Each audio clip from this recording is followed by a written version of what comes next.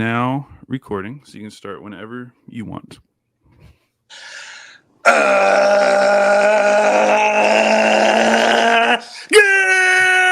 evening and welcome to episode 42069 of Down to Dunk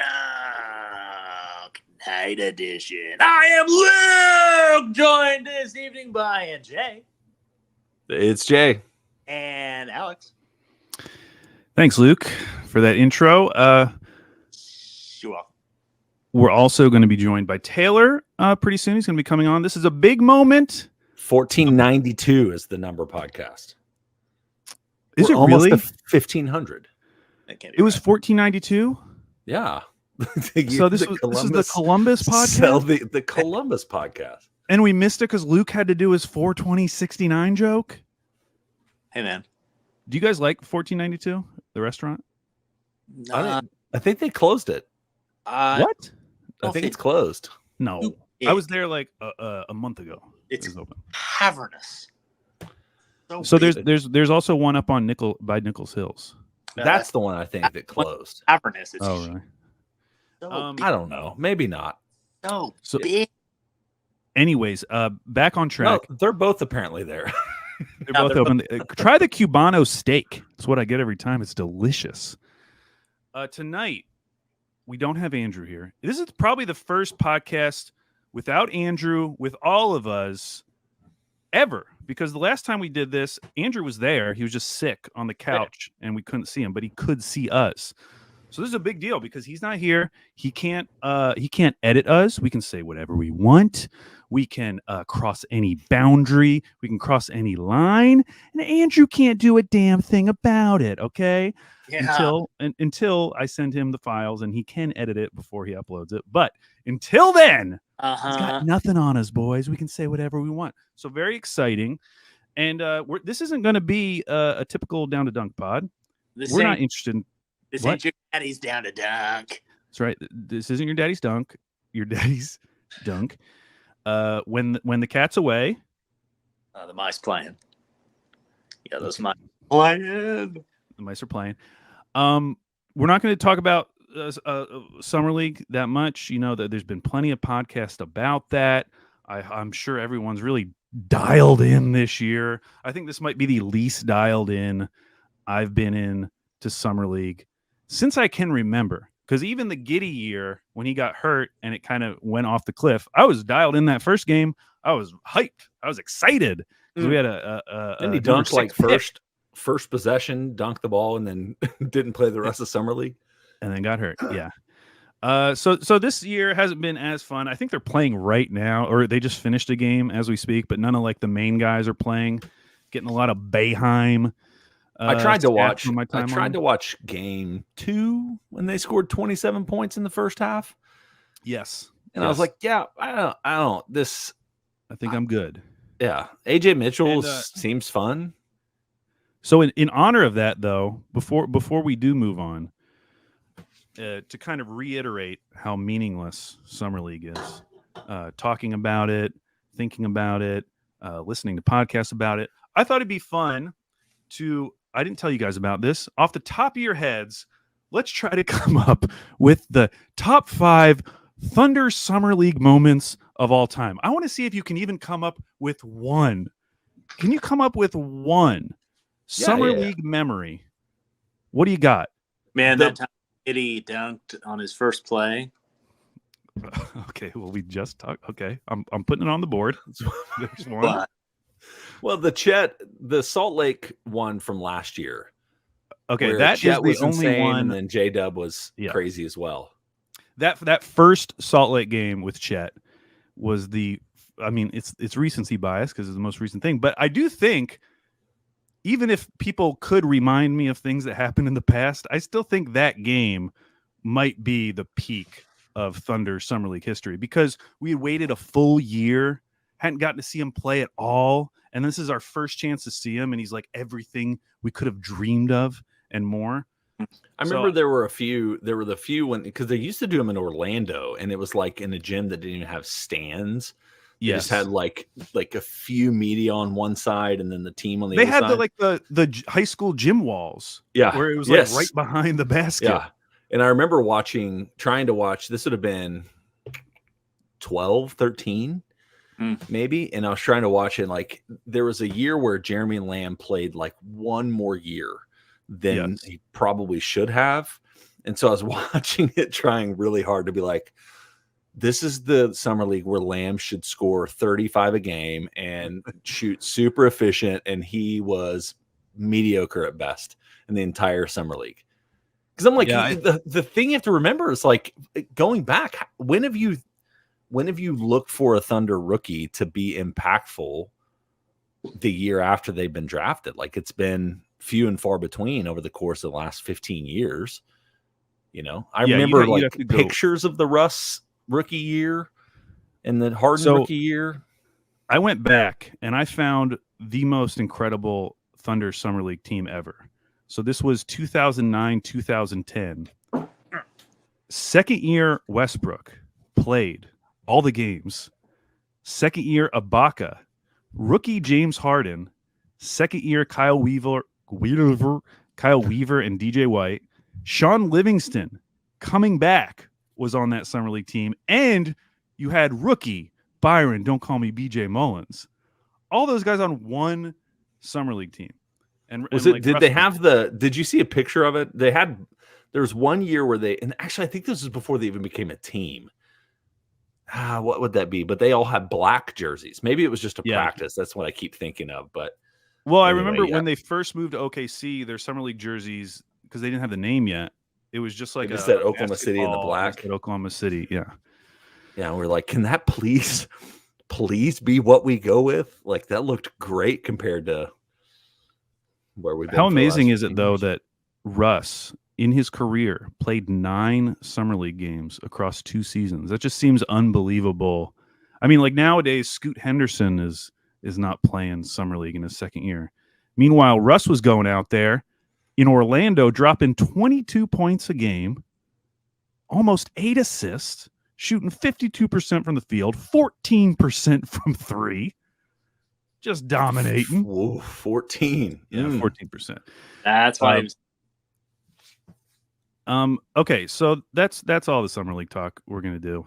We got so many questions, many good questions from our loyal listeners. They will stick by us no matter what we do. We got so many good questions, and I've split them up into a bunch of different categories. So I'm just going to kind of choose some at random. Let's start with a question about the podcast. This is from Thundereth Up. Okay. Craig asks, how much does Andrew know ahead of time that he keeps from us? So kind of wanting to know some of how the sausage is made. What is he keeping from the loyal listeners out there? And I thought the thing we should tell them is that, because I don't know if we brought it up on the pod, but when Andrew knows something, he will send us a farmer emoji into the group chat.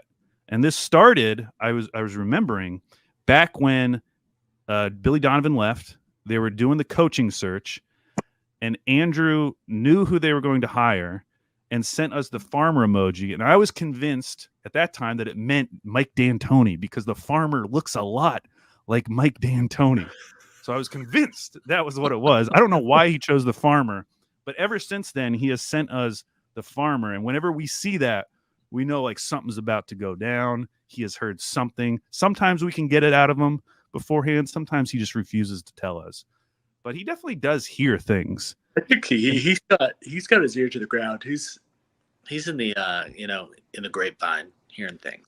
Well, what's happened is not only where it really changed for Andrew the last couple of years is not only has he grown in connection to the Thunder organization, even though they're super tight-lipped about everything, regardless of how connected you are, but he's gotten to know more of the players and their kind of people.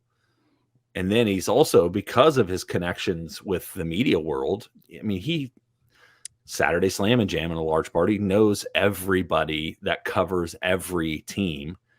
as part of his role with the Athletic. And so not only is he getting scuttlebutt from, maybe some players, some different parts of that, but also he's getting it from these, 20, 30 guys that are covering the rest of the NBA. That are also going to be connected. I also think it's important that we let the listeners know that he sold a little bit of his soul, and dark magics are involved. He's able to divine the things by throwing dust on the ground, and it turns into what his tweets. Yeah, that's pretty important to say that. That's a great point. Yeah, when I was on Slam and Jam, when I did Slam and Jam, there were times when I would just get to listen to like a beat reporter just telling Andrew something that was about to happen. It was very cool. But I could never abuse that trust. I was never running to you guys, letting you know. But I knew a few things. It's hard because there are times probably where he could be the guy that broke something or was out ahead of it. But there's so much that goes into that, and so many relationships that are, built on not divulging information that people are getting like that, And I feel like he's learned that recently too. So yeah, sometimes you just keep it quiet. I think you're right. Okay, next question. I'm going to send one over to Luke. Luke, this is one for you. Ooh. This is from James Engel 29. Wants you to create a starting five made from the OG 150 Pokemon. So we're obviously thinking of a basketball team. You want to have some good versatility. You need some tall guys, some quick guys. Anyone in mind? Yes. The starter, the core member of my team, he's really going to really clog up the lane. Snorlax. He's big. I don't know if he's going to be able to defend in the pick and roll, though. He's just got so much to get around. He sets a screen, you're not getting around it. That's true, but in the playoffs, I feel like quick guards are going to be able to just blow by him. He has very high defense, actually. And so, I don't know. But that seems like a Zach Edey character. Well, I'm picking him, and then I'm also picking Electabuzz. He's the electric guy with really long arms. He's going to be a great defender. Oh, okay. Yeah, I see him. He's kind of got a gut on him, though. Kind of does. My team is not traditional body types, kind of, but I'm going with that. I'm gonna go. I think your team weighs like over 600 pounds already. Yeah, just between your first two choices. It's a big one. I think I'm going to need a good kind of like a smaller point guard. Going to go Hitmonchan. Take those boxing gloves off, which I assume. Was that a name that you just said? Yeah, Hitmonchan. Hitmonchan. That's one of the original 150? Yeah, he's kind of the boxing looking guy. And he's going to be my point guard and going to be able to quick hands. He's going to be very good. No offense, Luke, but I'm looking at a picture of Hitmonchan right now. It looks like they got boxing gloves on. I feel like that'll make it pretty tough to handle the basketball. He's going to take them off. I think he is. I don't think the picture I'm seeing. I think there's a skirt on, so it could be. So it's a co-ed team. True. You never. Well, any Pokemon can be male or female. We don't have to. Okay. I don't know. I'm not a Pokemon guy. Yeah, you got to teach us. Yes, they can be. I'm also. Who else am I going to do? I'm going to pick. So, because right now I have a normal type, an electric type, and a fighting type. Ooh, that's good. I'm going to pick. Dragonite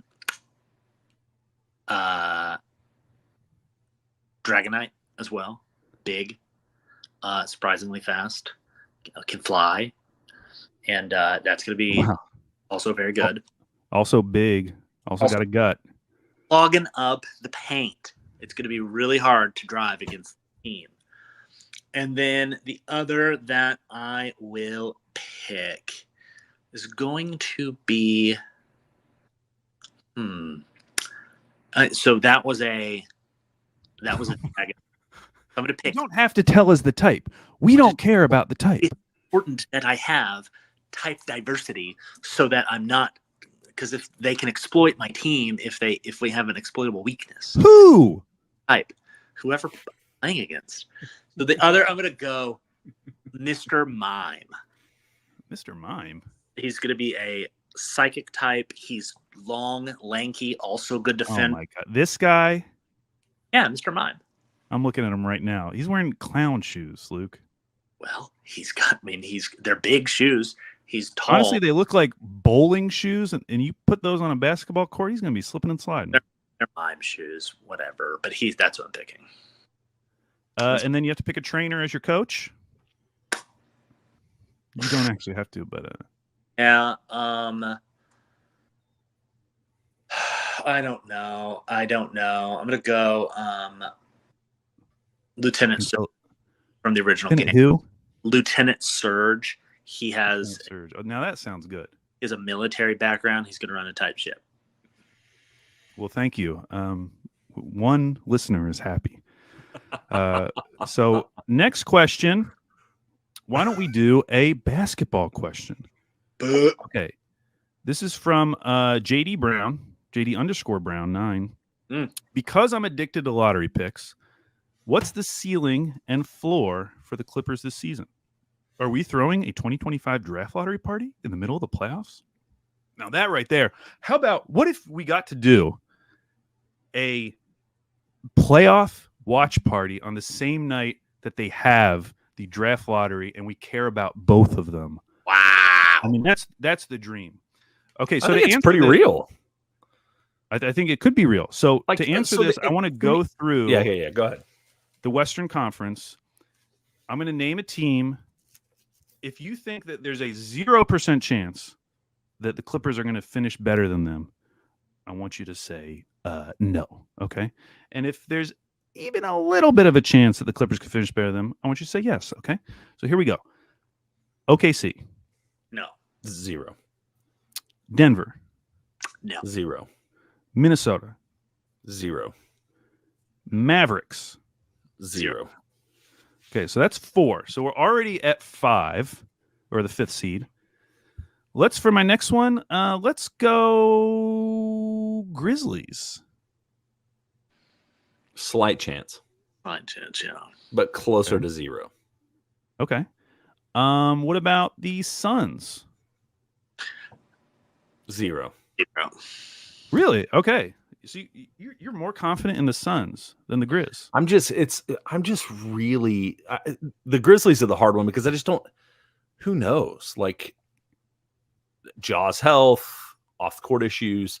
They're replacing the production of Steven Adams with Zach Edey. Like there's just so many things that I just don't know what to expect. That they've been out of the limelight for a few years now, so I don't know what to expect from them coming back. A lot of variables. What about the Lakers? I'll take the Lakers. 0. Ooh, 0? You don't think there's any chance the Clippers could finish ahead of the Lakers? I don't know. It's just the health, man. Like you're depending on Kawhi being something where it's like, dude, if he misses 25 games, like they're going to go 7-18 in those 25. See, I don't know if I agree with that because I mean James Harden was still good last year. Yeah. And they have filled out their roster with depth. I don't exactly know if I love the depth, but like Nick Batum, solid depth piece.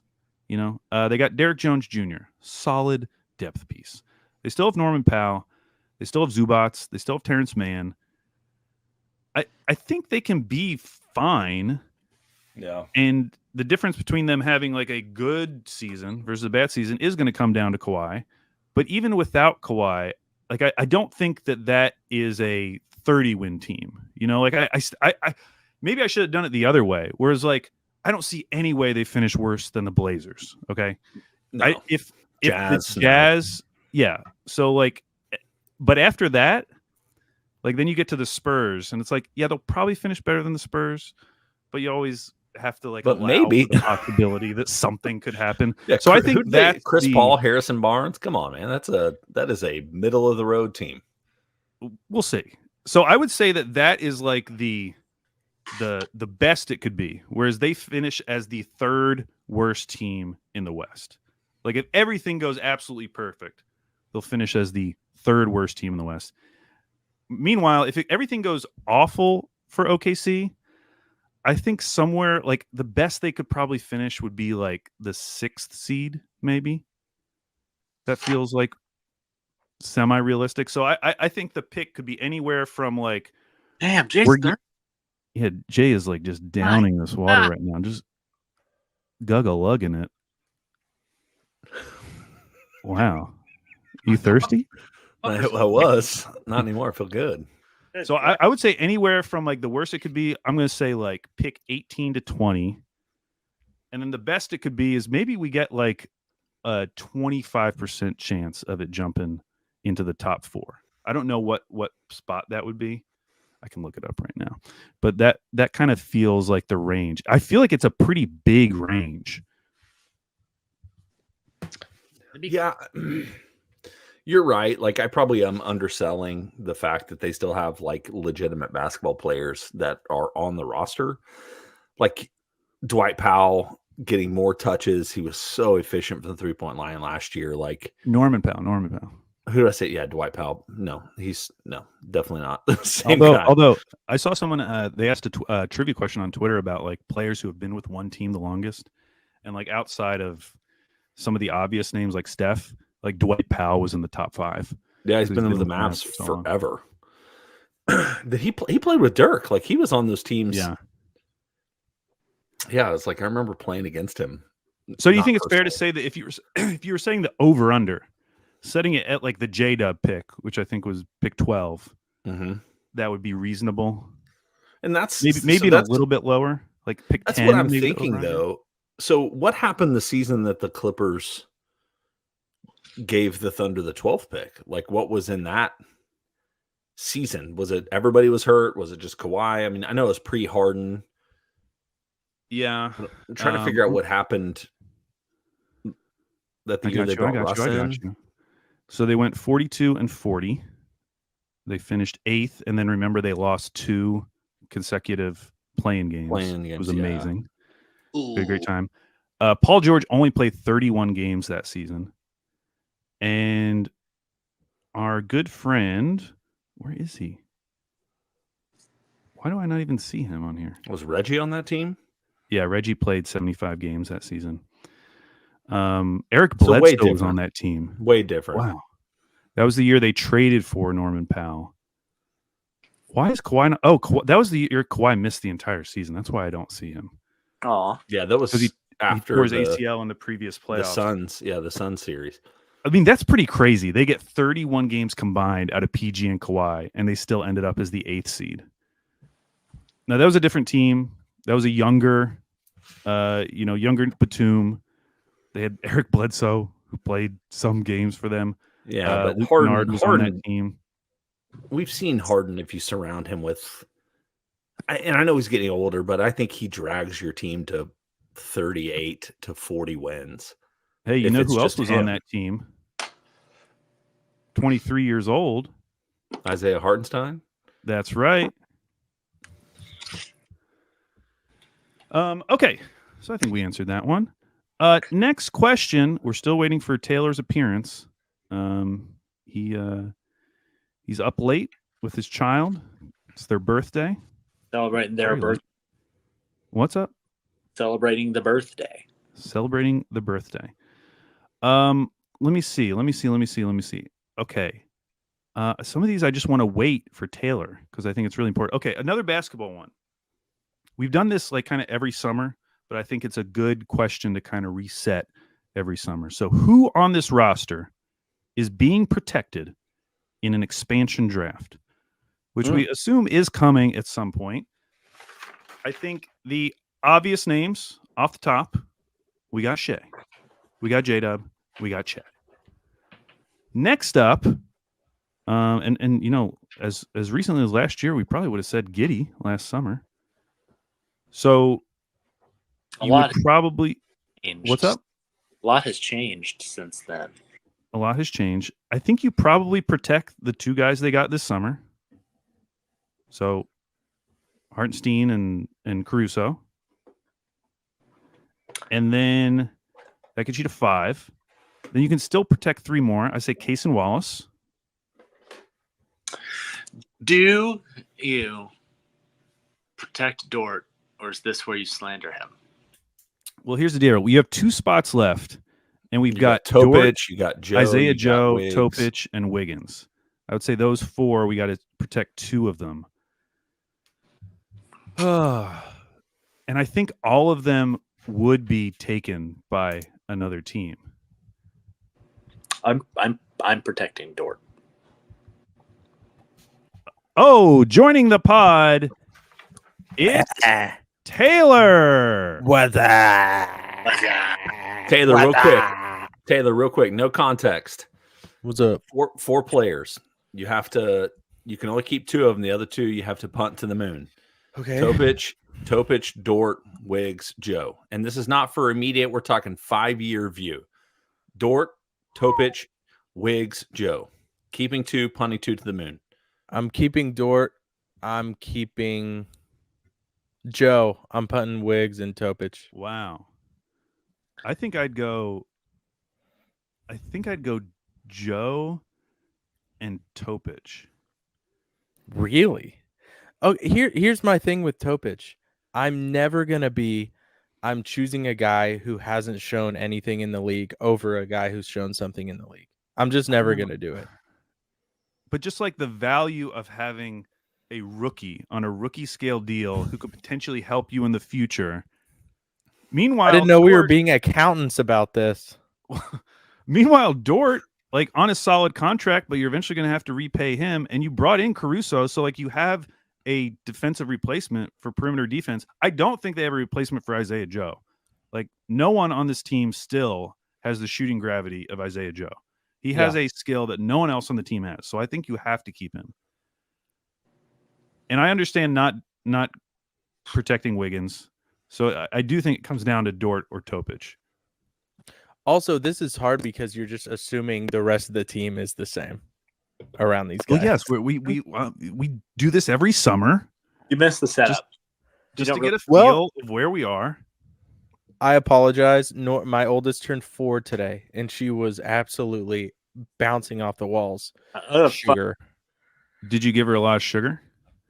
Yeah, she got whatever she wanted today. So she ate Chinese food and sugar. Oh no! Yeah, baby. She's gonna be on. She's body trained. It's a cruel summer. Yeah, she's potty trained. She's a girl, dude. They potty train at like 2. You suckers with really? boys. Yeah, it's really. We didn't have to do like anything. That's great. I'd love to hear more about that, but we have to move on to our first game. Okay, we've been waiting for you to do our first game. We're 28 minutes in. We've got so many games to do, you guys. Okay. First game. I'm ready. Our pod. Let's go. The Weirdo Draft. Oh, Now, the Weirdo Draft. We're going to do snake style drafting. We're each going to draft 3 guys to create a team, a 3v3 basketball team. And we're trying to draft the guys who had the weirdest stints as Thundermen. So when they were in OKC, it was just weird for whatever reason. Maybe they were weird. Maybe just random forces caused their stay in Oklahoma City to be weird. And this may be inspired by a player who was on the Thunder this season, is no longer on the team. Maybe he will be picked highly in this draft. We will see.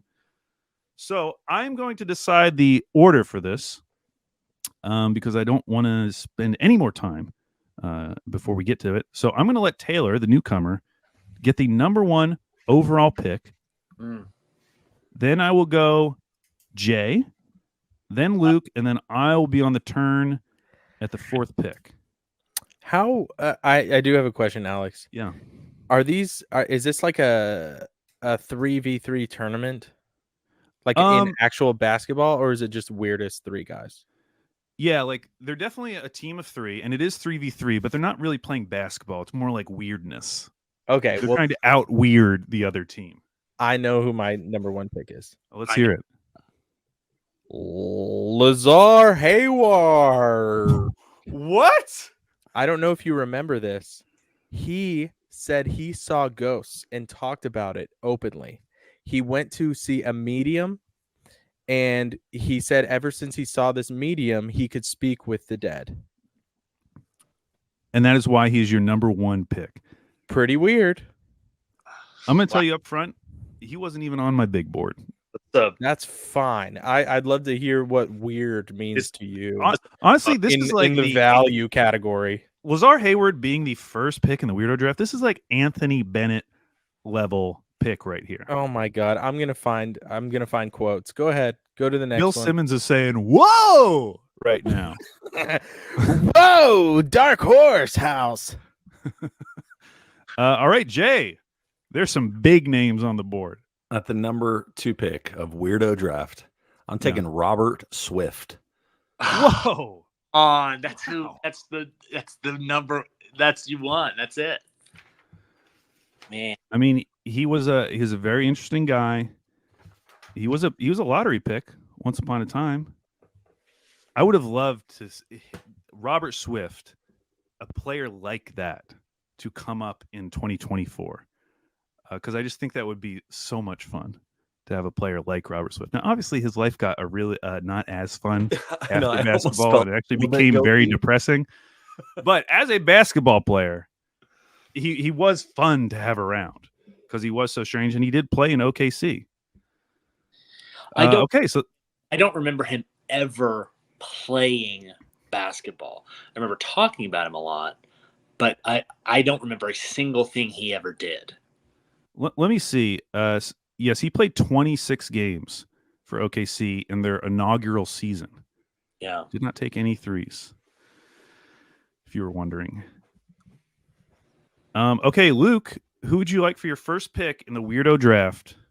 Okay. I can't believe how the board is falling to me. Oh, my gosh. I am going to pick... I'm going to pick Mitch McGarry. All right, the Snake God. Yeah, Snake God quit.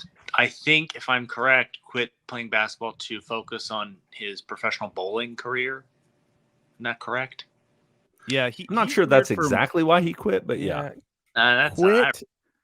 Quit. Did he have 100% control of what happened? It's kind of like how I quit my professional career too.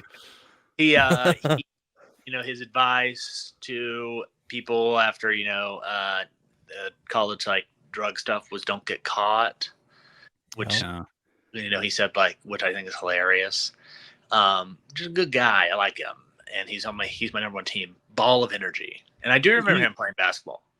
He was weird for a lot of reasons, like even separate from like what he was when he got to the Thunder. Just the fact that the Thunder drafted him.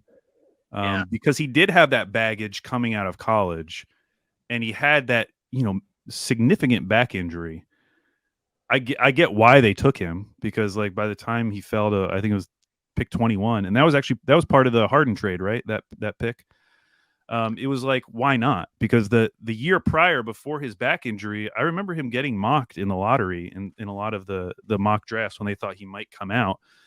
So I get it, but it was still, looking back, like it was a weird draft pick. Also, someone the Thunder would never, going back, had a second chance. Like, knowing what we know now, the Thunder's never going to draft a player like that again. Never. You assume. And also, like, the way that the NBA deals with like marijuana now is so much different. Yeah. Whereas like it might have just been a much easier environment for him to succeed if he had come into the league now versus back then. I say free Mitch. I think he had some other things going on. For example, his tweet. I think I remember his tweets. His being snakes a got outrageous. loose at one time, caused a huge ruckus. Come on. They started a breeding population of reticulated pythons around Lake Hefner. Not a big deal. Not a big deal. Wow. This. So I'm going to be able to take the top two names on my board. This is incredible. At the turn, I'm going with the 1-2 hits of Kyle Singler and Gabriel Deck. Two of the weirdest Thunder stints in OKC history. First, you have Kyle Singler, who, in my memory, I thought he was like really good in Detroit. I think he had like some really good seasons. I went back. I was looking at his stats. Like, he was fine. He never averaged 10 points a game for the Pistons. He didn't come over to the NBA. He didn't play in the NBA until he was 24 years old. His rookie season, he was 24.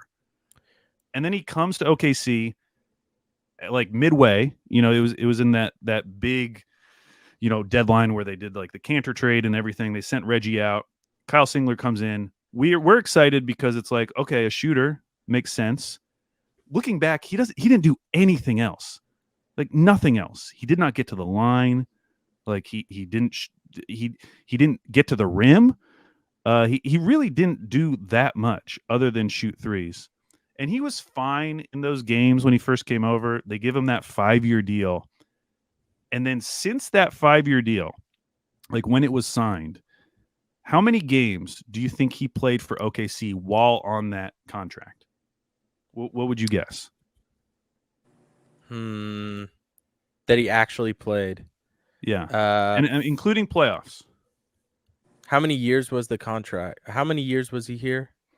That I'm not telling you, but he signed a 5-year contract. Yeah, he was only here like 2, I think. Maybe 1.5. I'm going to go 47 games that he got minutes. I'm going to go over. Like much higher. 110? 119. 119 games? Yeah. Was he three years? Yeah, I think he was here 3 years. In his first year of that contract, about like 10.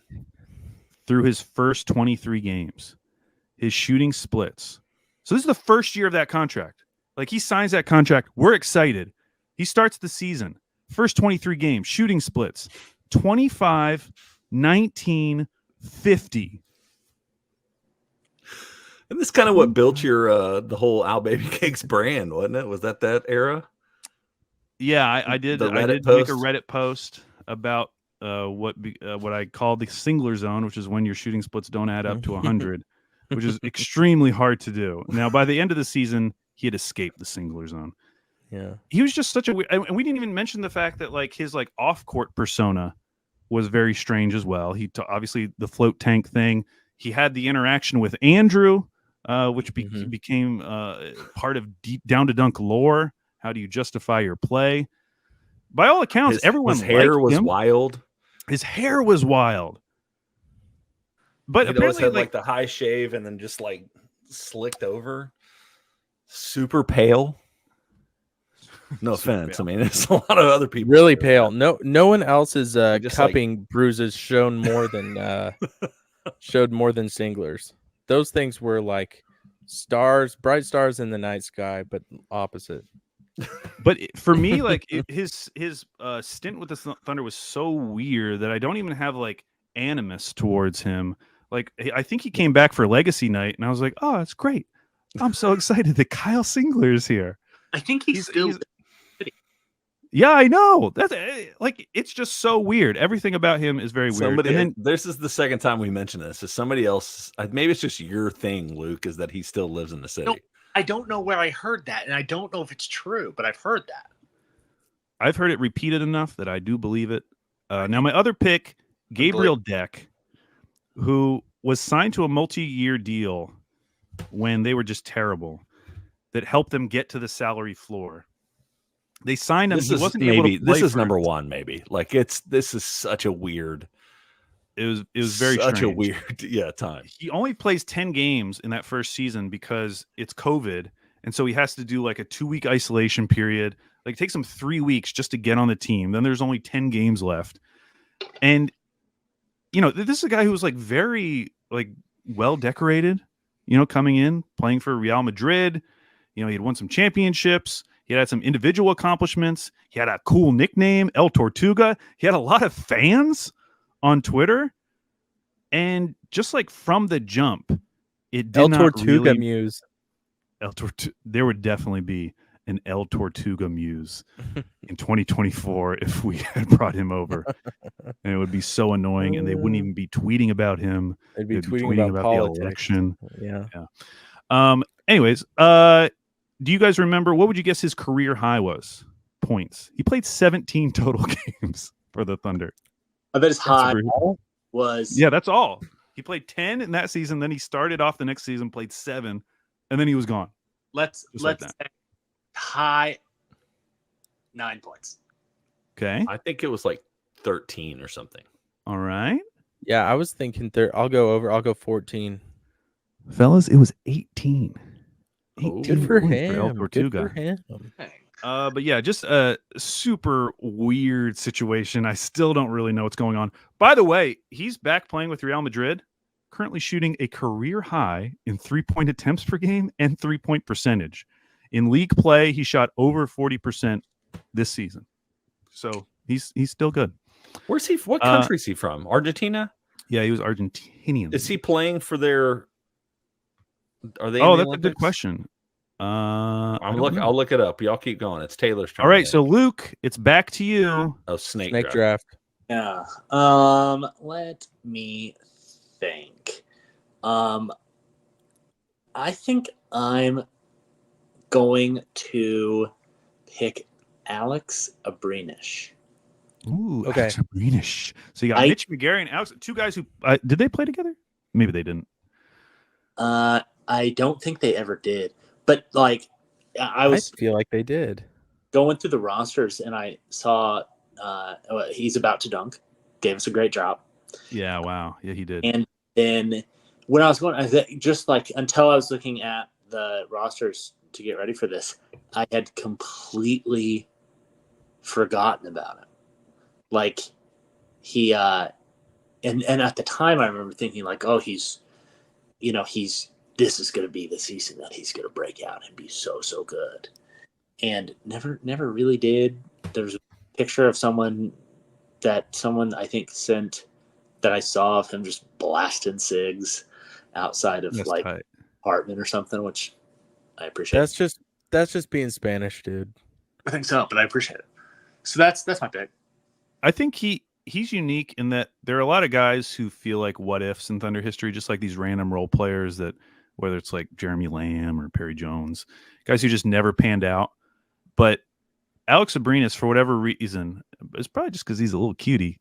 He had the beard thing, that they all did, and he was a shooter. Like it was easy to like him. In the same way, like Anthony Morrow, it was like really easy to like Anthony Morrow because he had this skill that we desperately needed, and it was like, man, if this guy, all he has to do is shoot threes, as long as he's just like can keep shooting threes, this should work out. Like, well, yeah. And then, he has the thing at the end of his career where he's going through some mental health issues, ends up leaving the team kind of suddenly, and we just never really hear from him again. It's kind of a sad ending for a guy that, at different points during his career, we were very excited. Yeah. And he was part of that like post KD era. That's what I was going to say was something to grab onto. There were some guys from that Russ team right after KD that I know we just had such high hopes for, and we're so emotionally connected to them because it's like, I think Taj Gibson was another guy like that was kind of like, he's bringing like some toughness to this team, and I think he got traded that season as well with Russ. But do you remember Ersan Ilyasova was on that Russ team? They brought in, I'm pretty sure they brought in Taj. Oh, you're right. They traded for Taj. Yeah, because he came in with season. They traded Campaign and Morrow. I don't remember who else it was. But they traded him out for Taj. I do remember Ersan. I liked Ersan a lot too. I know. I thought they were going to keep him. Yeah. Jay, who are you? Okay, Jay, it's your pick. I'm going to take Nate Robinson. I Rob. Played in I think it's the 11-12 season, or maybe the 10-11 season. Didn't he play Summer League with us? Like the four of us? No. Summer League with our team. played somebody like longer than anyone else. I don't know, but he's a wild one.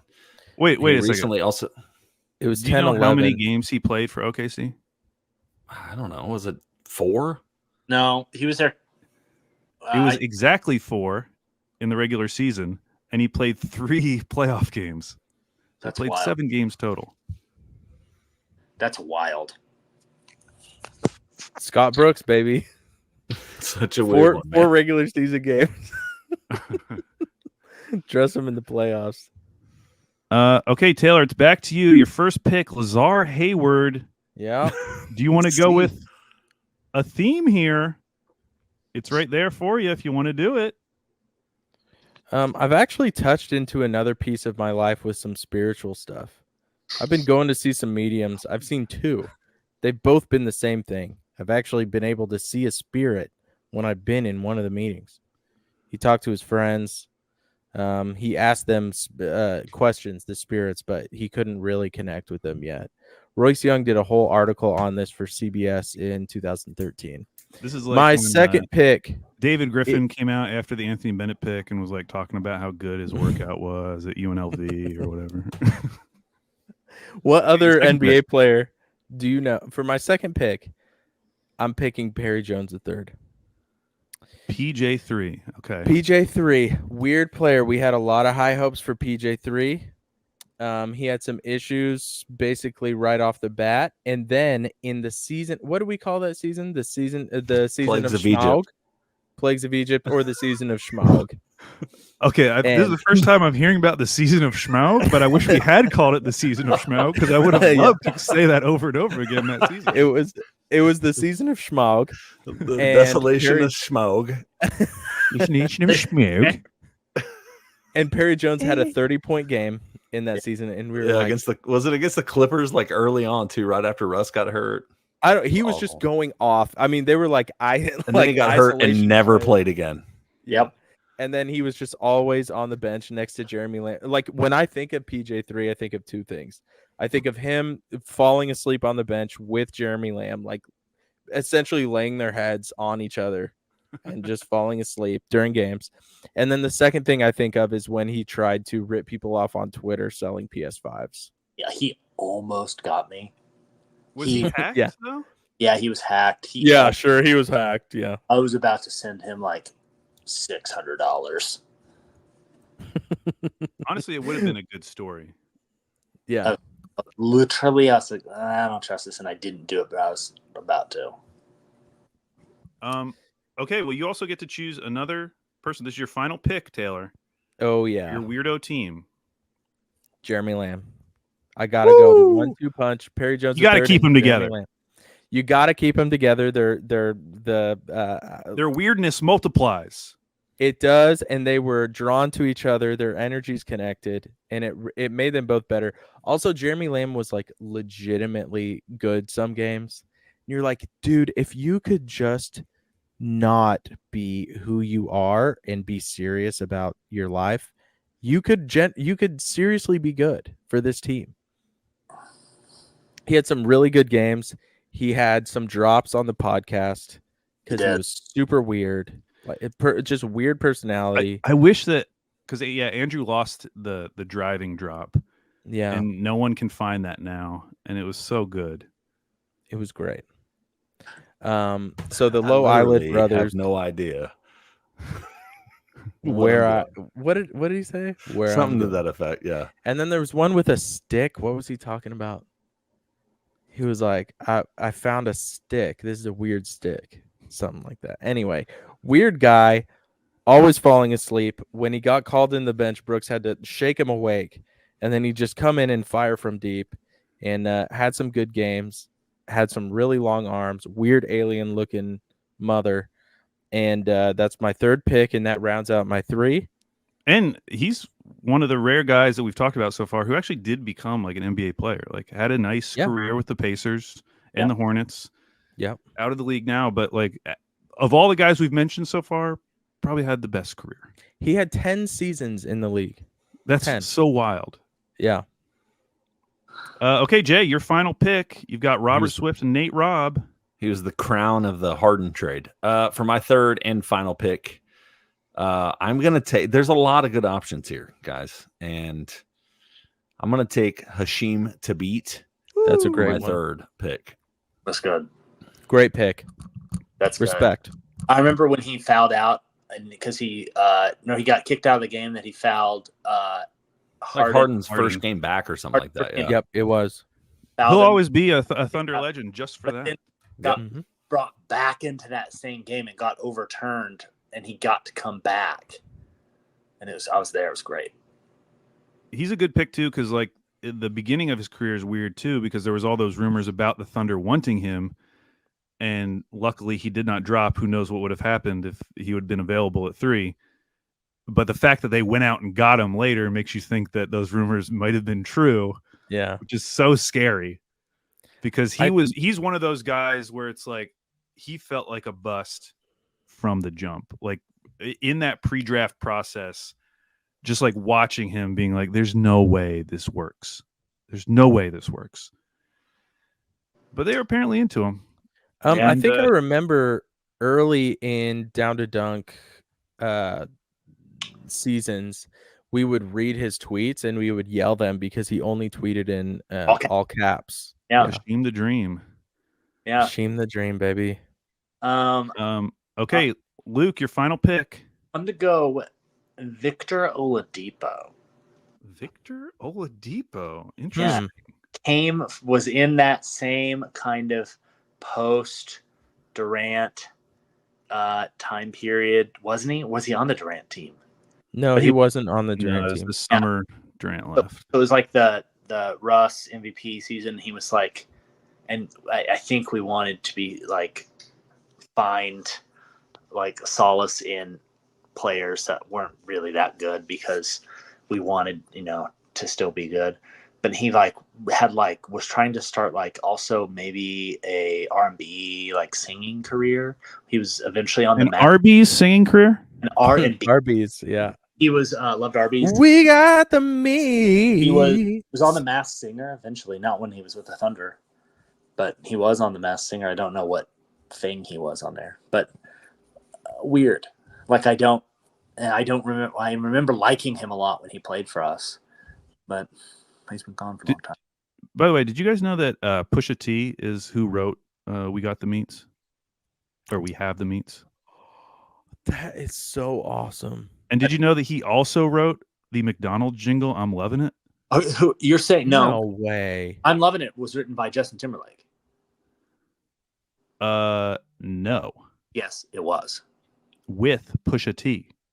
Wow. Together with him? Yes, he owns 40% of the Arby's "We Have the Meats" because he didn't get publishing rights for the McDonald's jingle. Oh wow! So he's getting royalties every time you hear "We Have the Meats." Pretty good. Wait. What is the actual jingle? What is the actual "We Have the Meats" song? It's not. It's like the "We Have the Meats." That's a jingle? Yeah, dude. That was it. That's a jingle. They can Dang. be short. Yeah. Pusha T wrote that. Pusha T wrote that. He's also an Adidas executive, I believe. And the new Clips album is coming out. That's very exciting for me. A what? Did you A know that? Clips album? Clips? Yeah, Clips? with Pharrell? Yeah. With his brother. Really? With Malice. Malice is coming he back Malice for the first again, time. or is he still no Malice? Oh, that's a good question. I bet he's still no Malice. No Malice, not as good as Malice. I'll tell you that. Yeah, don't disagree. Okay, you guys have left me my top 3 picks. This entire Weirdo Draft was inspired by this guy, so how could I not take him? Gabriel Deck, Kyle Singler, Gordon Hayward. I have to go with Gordo.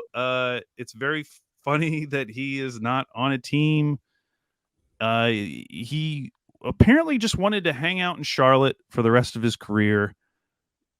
Getting, buckets on a meaningless team was apparently miffed and peeved that he had to come and play real basketball where people were watching and it might have mattered. And he was a little upset about that. And it seems like he was pouting and quiet quitting the entire season, but they continued to play him, which was another weird aspect of the Gordon Hayward saga.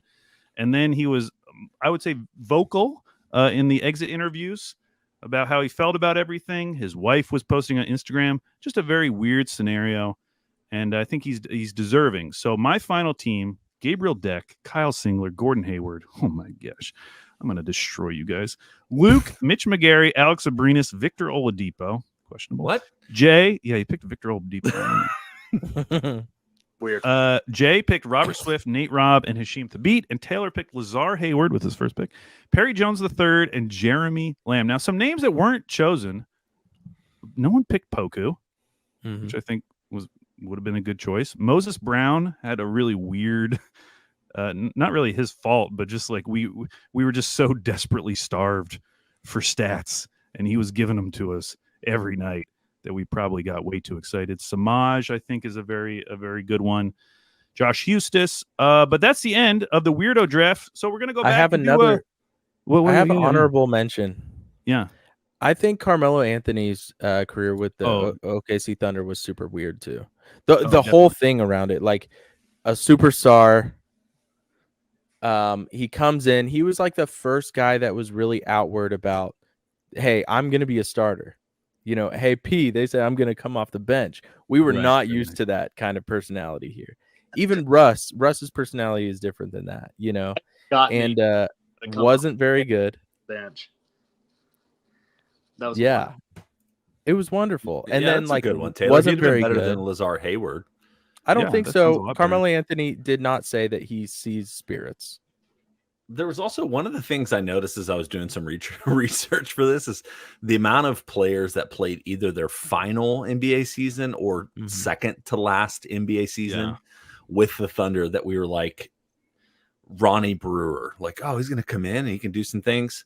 Last time he really played meaningful NBA minutes, right? Like maybe Gordon Hayward will be that. Who else was it? Norris Cole. Do you remember Norris Cole? Norris Cole. Yeah. Derek Fisher. He ended his career here. Yeah. Thabit actually, those Thabit years, that was his last time to play in the NBA. Markieff Morris, although he did go and play, he's on roster still, but hasn't. I mean, he didn't really play for that Thunder team either. But I had a bunch of them: Ronnie Brewer, Caron Butler, Steve Novak. Yeah. He came over in the Eric Maynard deal. Sebastian Telfair. Caron Butler. Jay, I believe your team wins. Your team is great. It's because Robert Swift. Great. Robert Swift and Nate Robb really. Thank you. Season of Schmaug. Okay, so now it's time for an ad break. We'll be right back. Andrew's going to put some ads in here. Okay, next question from D Puzzle 13. If you could be on Legends of the Hidden Temple or Double Dare as a kid, which one would you choose? Ooh, Double Dare probably. Yeah, I was scared of Hidden Temple. You'd want to be on the Legends of the Hidden Temple, but what team would you be? Blue Barracudas. That's probably the one you'd have to be. Is that because that's the only one you can remember? They all the time. Like if you were in Blue Barracuda, you were making it past the first round. Sure. I'm on it. I'm going to look weighted? up like they was fixed. Yeah, I think they. What about Guts? Guts. Yeah, I would. Do you have it? If you could take home a piece of the awesome rock and use the aggro crag, yes, it would be phenomenal. Especially global Guts when it was different countries. Honestly, how did you? So growing up, how did you think you all would have done? Like, did you have? I've always had like just kind of like my Elon Musk statement, apparently, but I've always had just like overwhelming confidence in myself, apparently, to where I'm like, you could beat up Elon Musk. I don't know why people push back. I understand on that. now. No, I'm saying more of like, how would I have done on Double Dare or Guts? Or I used to always watch Bozo the Clown because it was on apparently WGN in the mornings before I went to school at some point. And they had this grand finale at the end of every single one of his shows where it was like 6 buckets that were like consecutively placed.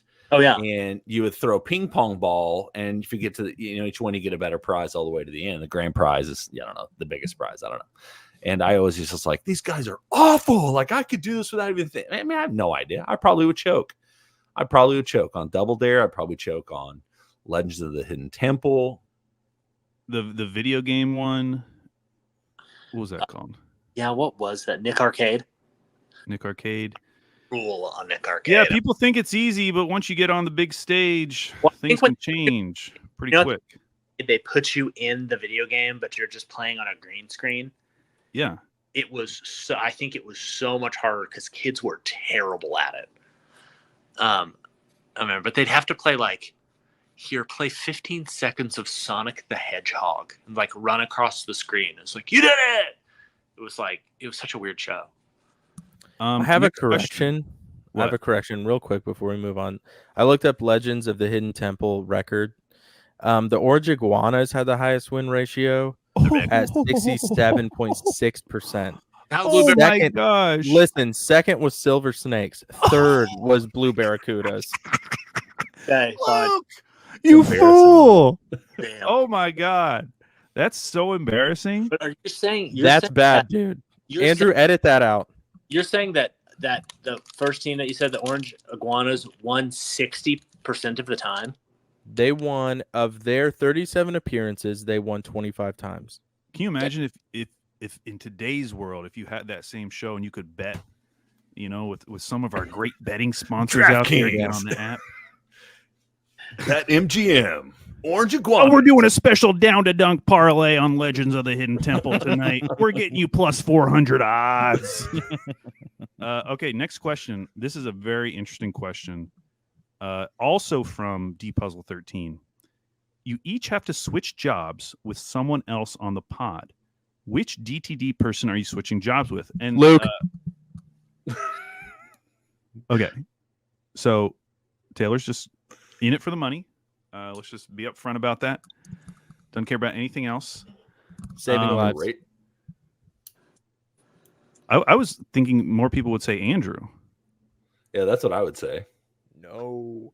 Dude, Andrew gets ripped every day. Yeah, I was Twitter. actually going to There's make. No way. I thought I was going to have to make the argument against Andrew as a person. No, his job, because it's Andrew the thing sucks. the thing where you feel that pressure to you need to be watching basketball every night. I hated that when I was doing Slam and Jam, where even if it was made up in my head, I just hated being home at night and being I really should be watching this game because I have to do a national podcast, even though I'd rather watch cave diving accident videos on YouTube, and it just, I did not like that feeling. And Andrew's job would just be that all the time. Yeah. And then having to stay up till 4 and 5 a.m. recording doing ponds. I feel like his job is best for single people, and if you're on the East Coast, because if you can start watching games at 7 on the East Coast, because out here it's by the time I can watch a game, I've missed all the Eastern Conference games because they start at 4 out here. Wow, so everyone's going with Luke. Everyone wants to be a divorce lawyer. Jay? What about a pastor? You get closer to the Lord, huh? No, that's kind of the same thing as Andrew, Jay, where it's no, there's way too much judgment. I know you get a lot of love, but you also get a lot of judgment. And I also feel maybe you can answer this. Maybe I'm overstepping, but do you feel like you can be yourself 100% of the time? I mean, yeah, mostly. That's partly. I think this is way too much I think part of it is trying to. I think I'm a pretty real person in most of the places of my life, right? So I don't feel like I put on a front here that who I am here is not any different than who I am in the office or from the pulpit or whatever. And that's just not ever been in my DNA. There's things I will say in certain arenas that I wouldn't say in church arenas and stuff like that. But for the most part, what? Well, hold on a second. No, but for the most part, I feel like at least, and some of this is the really where I work too. We have a church that's pretty, just a pretty honest, transparent place. And so I can be a little more honest and transparent there. And so that's been helpful.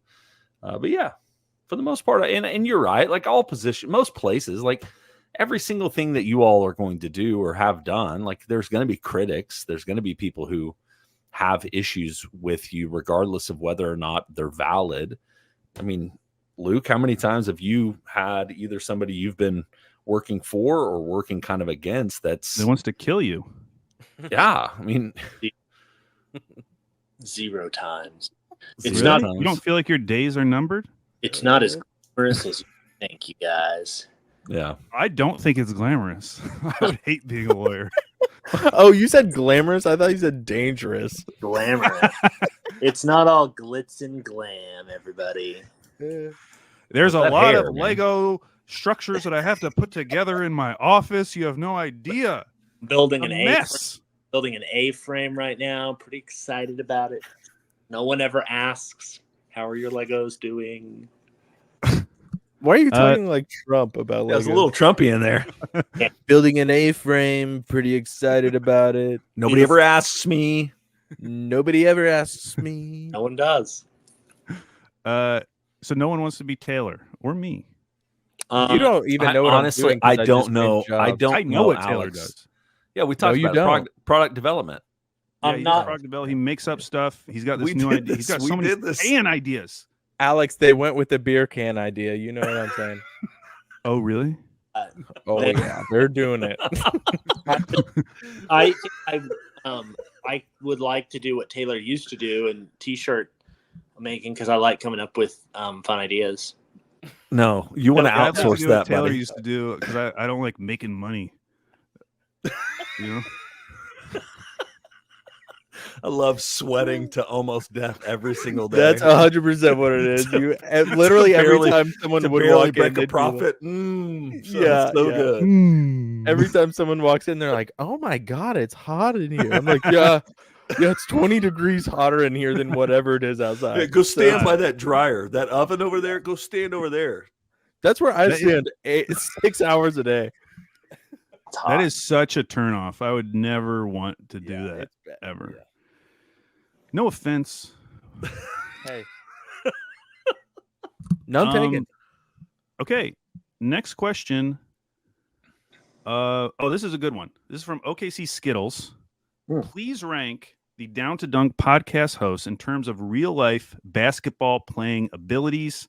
To make it more fun, do it based on your prime hooping days. Now, I have a pretty good feeling about who we're going to rank number one, except that I don't really know about Jay's basketball playing experience. So, Jay, could you sell yourself a little bit? Let me know what your Jay's game number was one. like. Jay, you don't have to. Jay's number one. He's a Was he? monster in the post. Really? Yeah. Jay's number one. Yeah. Were you like In a his Zach prime, Randolph?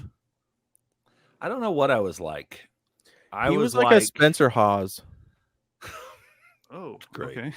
I had a buddy that used to call me Mehmet Okur, which was always yeah. always the Really? most You took insulting. threes? Oh, Yeah, I dude, did. yeah. I did a little bit of everything on the court. Oh, So, but I let's loved. go. I grew up watching Shaq, and so I played like the post was my world forever and ever and ever. But as I got lazier and older, I started just stretching the floor because I was like, oh, I don't have to run as far. And Yeah. So then I just started shooting threes. So So you I don't kind of know. became like Andrew Bynum. Kind of had his career. Yeah, I also really. So here's the deal: is nobody. If you don't know me, you know physically, you've never seen me or anything like that. But You don't know me physically. If you don't know me physically, why don't you get to know me? Okay.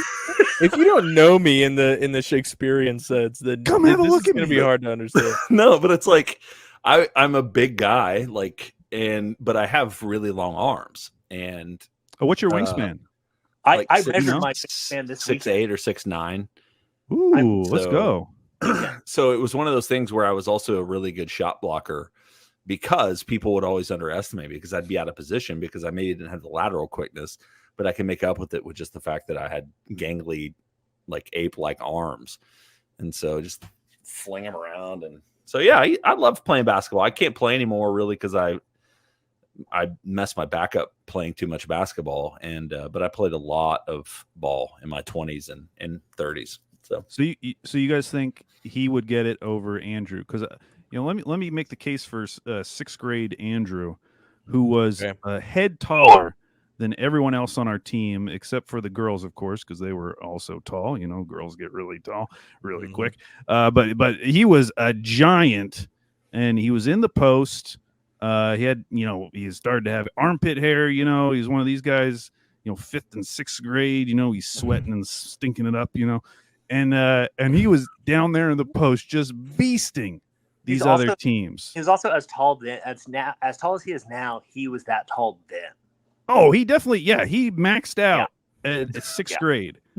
Yeah, in every aspect. But he was very good that one year, and the YMCA. I don't know if this is true, but I think they may have banned him because he was too good. Said you can't come back here. You're wrecking the league. It's unfair. He was almost like a Wembanyama figure. Some would say. So it sounds like we're going Jay number one. They banned him because I think they just assumed he was using HGA performance enhancers. Yeah. Taylor's got a really fun basketball story as far as picking up. I mean, you were were you in high school when you finally were like, I guess I should start playing basketball? No, Call. It was freshman year that I started coming out to like your pickup games. And he started watching the Thunder, and now he's like, man, that's kind of fun. And he would go and play, like there's a park over by UCO, and like go play outdoors.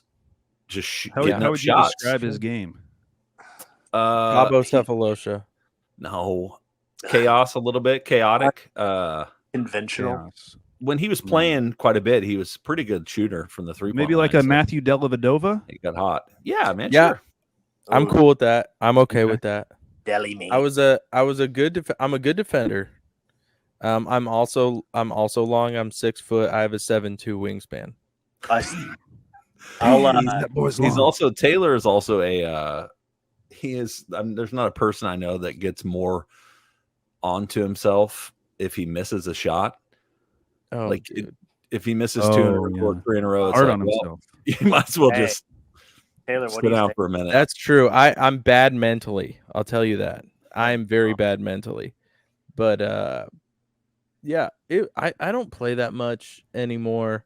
Jay would like take the ball up and he would like, if the game got competitive, Jay was the center. He'd be like the rim protector. He'd shoot a couple threes. He would pass the ball.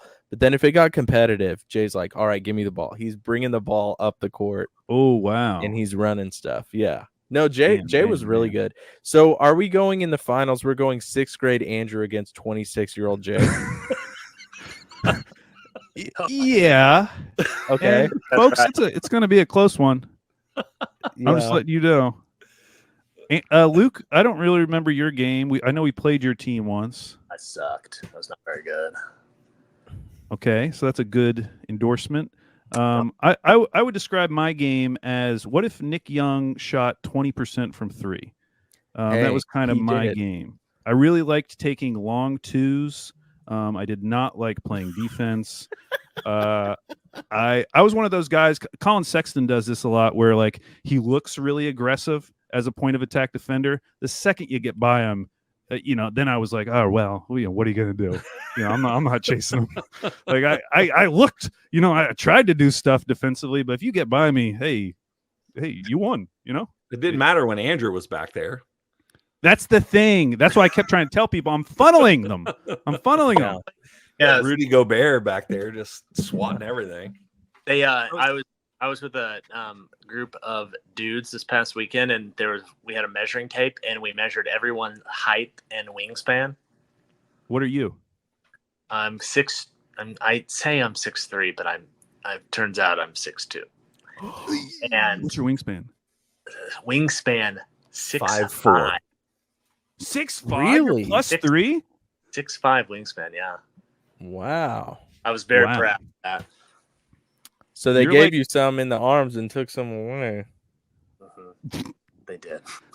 Yes. You're legit bigger than several guys who were drafted. Rob Dillingham. I think I have a chance. If you take it seriously, I'm like, hey, dropping all jokes right now. If you took it seriously, I really think you could do it.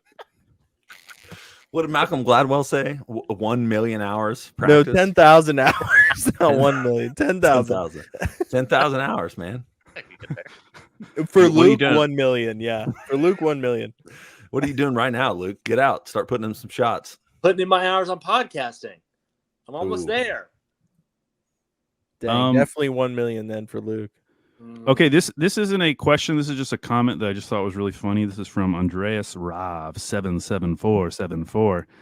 Did any of you get a Hangover in Vegas vibe when Rylan was on the pod? He was Bradley Cooper and Taylor. Period. I think he was probably going to say you were someone.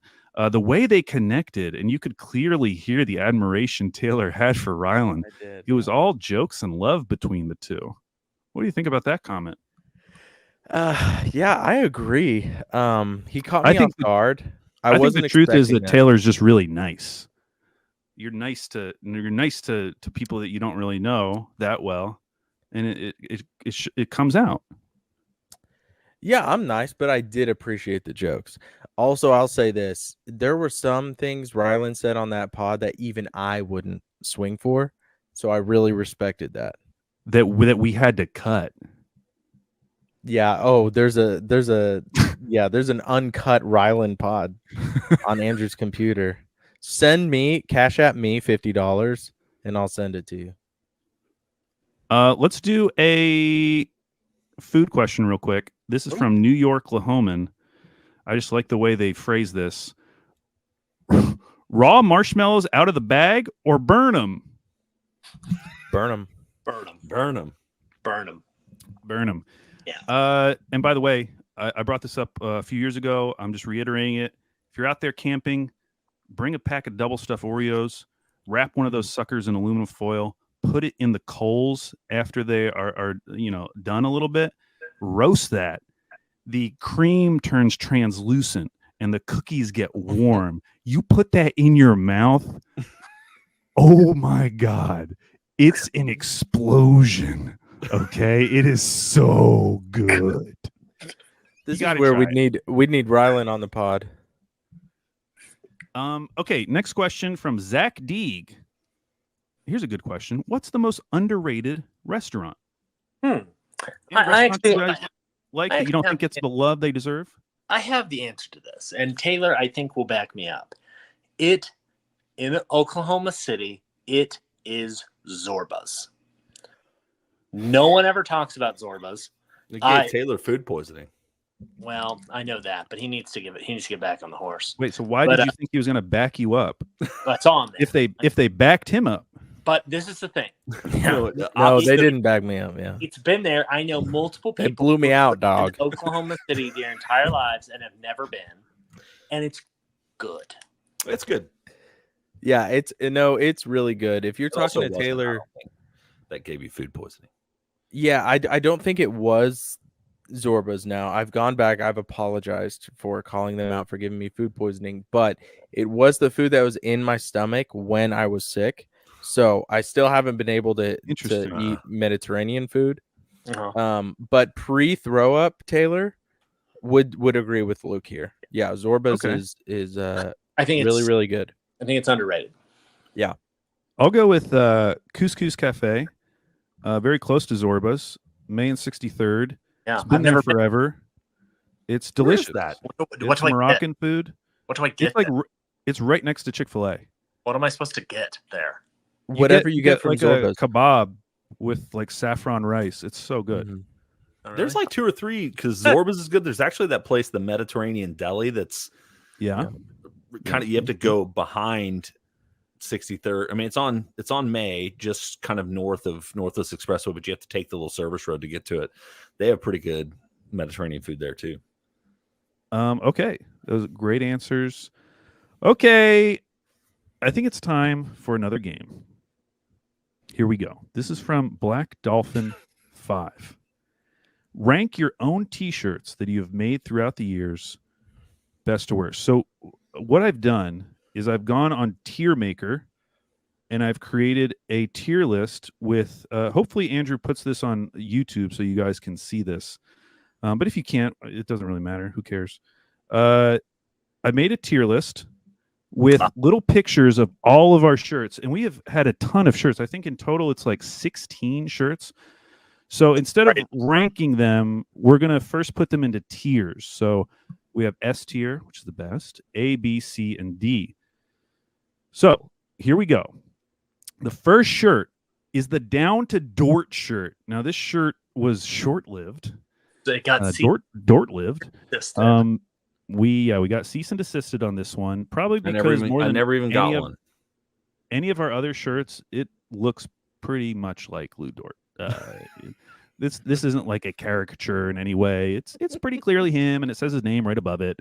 It is a cool shirt though. It says Down to Dort. So where would you guys put this one? And we're just thinking like you can look at this multiple ways, just like as a T-shirt, but also kind of like the history of it, kind of the S is Top. super top. So I would put Down to Dort just because of the connection to the podcast. I would put it in the A category. Hey, I was thinking C just because it didn't really like. There's some shirts on here that really had some cultural significance. And but the Down to Dort on the podcast, man, like the intro, forever and ever. Would you guys? What would you compromise for a B? I would. I'd go B. Yeah, that's good. Okay. Next up, Paul George chicken fried rice. It's like as much as it is S, I think it is S because it is so strange.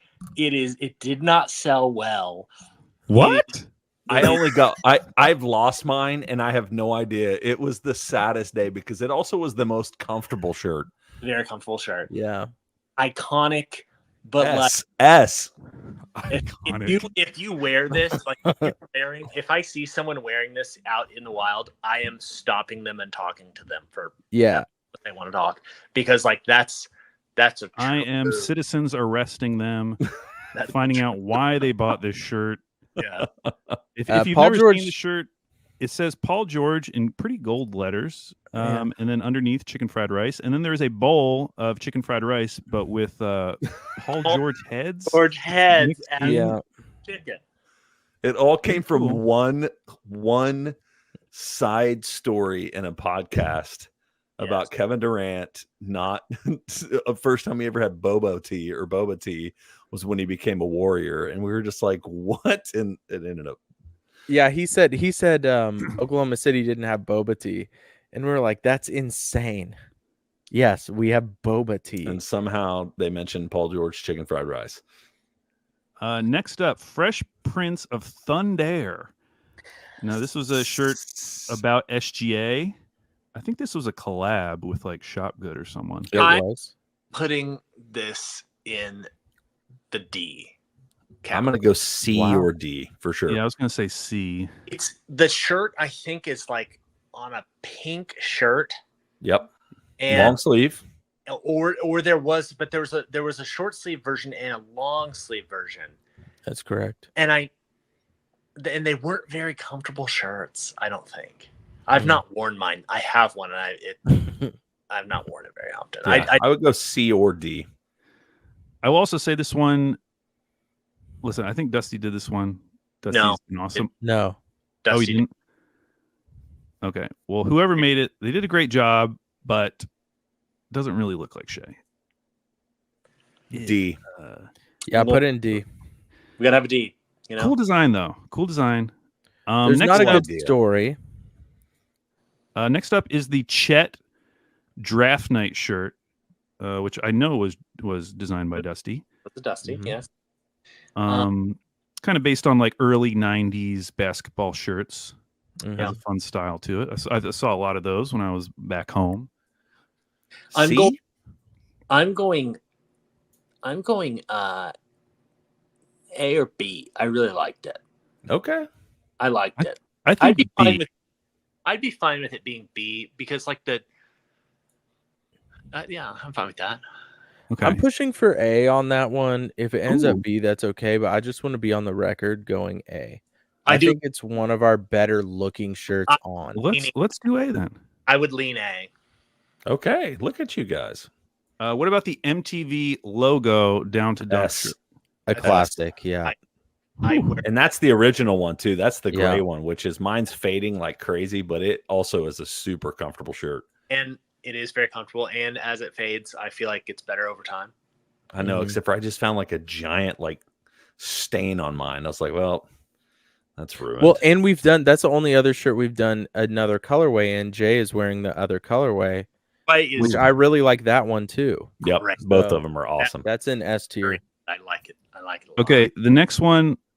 Listen, it's the Deborah Buckets Trivia Hour. I'm gonna say, as Deborah Buckets, I would give it a D. It's going A. It's A or B for me, man. What? That was, if you go back to like the time of I can't disconnect the shirt from the trivia. And it was like the highlight of the pandemic for me in the 100%. first year. And I think it was for a lot of people. And so I think That's by that fine, alone. but I just don't like the shirt. I don't You like also the color. got Rides the L Train. I don't like All right, font. I'll settle for a B. I'm fine with a C with it. Okay. You can put it I in will- C. Okay, I'll do C. Okay, we're making good progress. Next up, controversial one. Slob Wizard. We were very excited about this one. It had about, I'd say, 5 minutes where we got to just enjoy it, and it was fun. Didn't even get And them then we didn't even get we had to go radio silent about it. We didn't even get them shipped out in time for them to be enjoyed. It is the reason that Jay is wearing the shirt he's wearing right now. Yep. I would say We had Slob to- Wizard, though, as an idea. Yes. Idea and execution of design, S. It's got to go, but it's got to be Timing, D. Yep. timing, F. Whatever's not on here. I like it and I do wear it, and it will just get funnier and funnier because, like, as the years go on, like, what in the world is this? Like, Yeah. why does it exist? Like, you'll like years when we're all old men, our kids will pull it out of like attic boxes and be like, "What is this?" And so it's that's gonna be what it is. I think it's D though because of that. We got to put Yeah. it D because of it. It could never reach its potential because of the person it's, based on. Okay, next up, Thunderdogs. I love this shirt. I'm going to give that one an A. I do give it an A. I feel like I love it. I didn't love it at first. It's grown on me quite a bit. I like it more than the Big Dogs shirt. Of course you do. This is your baby, Luke. This makes 100% sense why you're pushing it so hard. For me, I had a tough time with this design. I was having a hard time seeing it. I will say this shirt is probably like the variance in what I thought of it from pre-production to actually wearing the shirt is the widest than any other shirt. I love this shirt now. I wear it all the time. Yeah. Really? Okay. Yeah. I'm an A. All right. We can do A. I would do B, but it sold terribly. It sold terribly. Not a good digital product. This one really needed to be on, and you really need to wear it. And it's a certain style of shirt, and not a lot of people can rock it. So it did not sell well. One of our worst sellers of all time. That's. I mean, I think there are much worse sellers. Next up, speaking of worst sellers, Too Good to Tank. I think this is a D. Here's the thing. I wear that one. Here's the thing I about do too, but the Too Good to Tank shirt is it had the chance, I think, to be funnier, but we had to take it off because we determined it was too mean, because we wanted it to or there was a pitch eventually first for it to say "Too good to tank" underneath it. Too bad to win. Too bad to win, yeah. Which I think is mean but funny. And because we didn't have the guts to put that out there, I think it suffers. I don't think it was guts. I think it was information we did not want out publicly. So smart decision, like smart decision, podcast wise. Yes, I agree. But would have been. I just felt like the design was a little basic. D. Just didn't. Just doesn't do a lot for me. D. I'd be fine with C, but D's. I'm fine with D. Now this next one, I in my opinion, probably the best design. It's the Scared Money Don't Make None with Sam Presti. Brandon Land. made Yes. this one. It's love the it's either design of S or it. A. The only thing Also, huge seller. I think Yeah. when we first put it out, we put it out in just one color.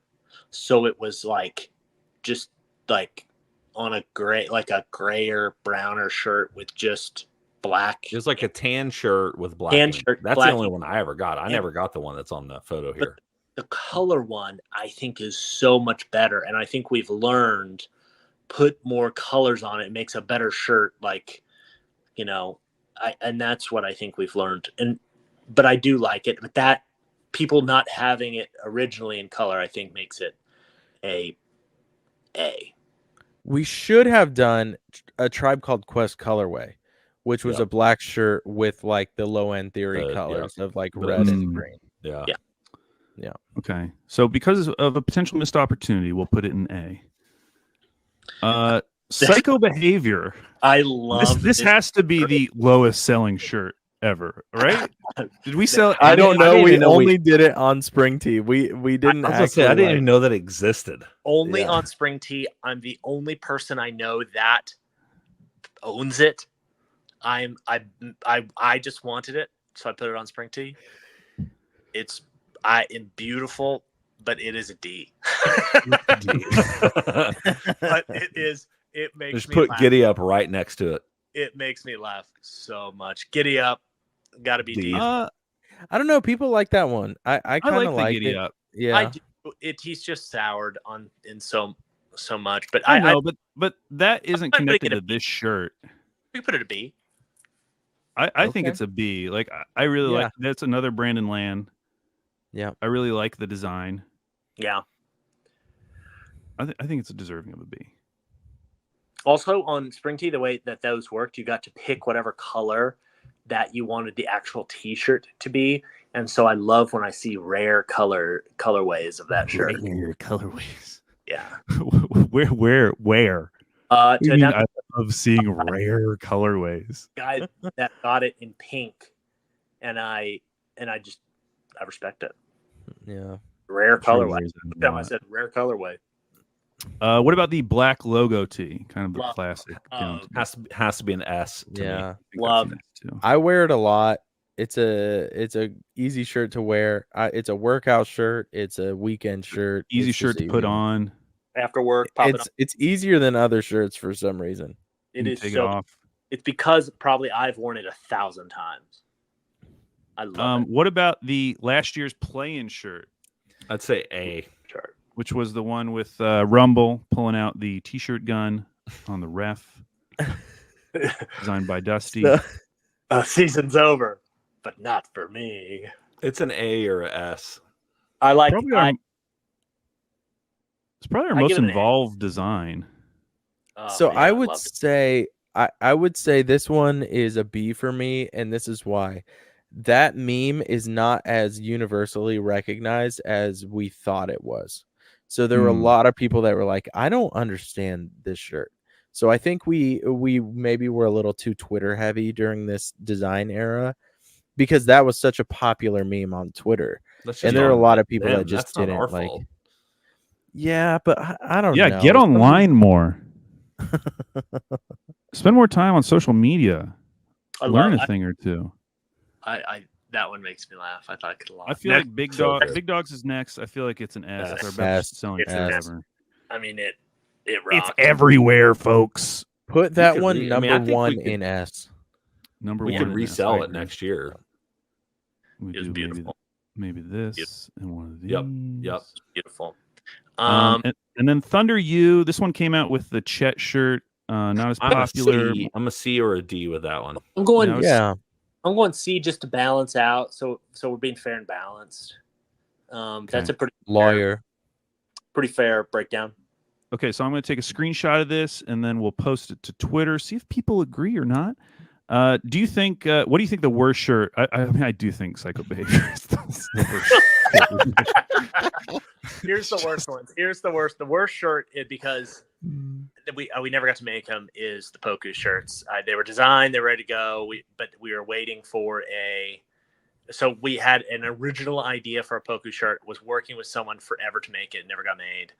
and because it turned out afterwards, like it was like after taking the idea to like 10 months later, they're like I don't really know what to do because I've never played Pokemon. I was like, oh my god. So we had someone else. So then Brandon Land got me a design in like 2 days, and it was beautiful. But then by that time, Poku was not playing; it would never sell, and so we never we were waiting for a good Poku. Wasn't it Pokemon or wasn't it Pikachu? Poku? There were two. One was Poku in the Pokemon font, and then a Pikachu body with Poku's face on, like a lifelike. It was really creepy looking. Yeah, I really liked it. I really liked it. Very funny. And the other one was a Poku Goku shirt where it's Goku once again with Poku's face doing a spirit bomb, but it's a gigantic basketball. And Poku sounds pretty good. Across the basketball said Pokashevsky, but it was in like the Dragon Ball Z look. Both very funny. By the way, that was one that I was we say, really needed Poku yet, to be better. Yeah, we did. And speaking of that, it sounds like he may be heading back to Serbia. There's conflicting reports out today, so we'll see. Maybe he'll get another shot, but hey, maybe he'll get another shot with the Thunder down the road, and we'll be able to do those shirts again. Just keep it in your back pocket. I'll find them and I'll post. I've been meaning to put them on Twitter, but I've forgotten because I don't use my computer at home ever. Haven't turned it on in years, and so I need to get it turned, boot it up, and send it to my phone to tweet. Sure, it'll boot up just fine. Yeah. Okay. Yeah. Some more Twitter questions. From @Austin Walsh. You have the power to make Andrew ask one question during Thunder Media Day, and he can't say no. What are you forcing him to ask? So, if new listeners have heard of Deborah Buckets but don't know the origin of it, it was kind of this question, which I wanted Andrew to make up nicknames that weren't real, and go up to KD and be like, "Hey, I see people online calling you Deborah Buckets. What do you think about that?" And I had like Barbara Blocks for Serge, and like Sally Jumpers for someone else. Yes. They're just going to be made up names that all had the exact same pattern of a woman's name and then a basketball thing. And that would have been great. He didn't do it. Didn't want to do it. That would have been. I'm trying to think what we could make Andrew ask. What would be like the real juicy thing, either from the off season or There was going back. This was like years at like Andrew's, I think, first media day. KD had just been on Jimmy Fallon and said that when he played NBA Live or whatever, he played as LeBron. Do you remember that? Okay. Do you remember when he said that? Do you remember at that time period? No. So I wanted Andrew to ask if that meant to ask KD if he's won a championship with LeBron before he himself would won one. I thought that was good when it went. Oh, like in the video game. Yeah. Oh, okay. Yeah. But I would want Andrew to tell Dort that we've decided to change the phrase from down to Dort to down to Jang, and would he be willing to say, "I'm down to Jang"? or put some oos on it? Hey, Dort, Lou, would you mind saying "put some oos on it"?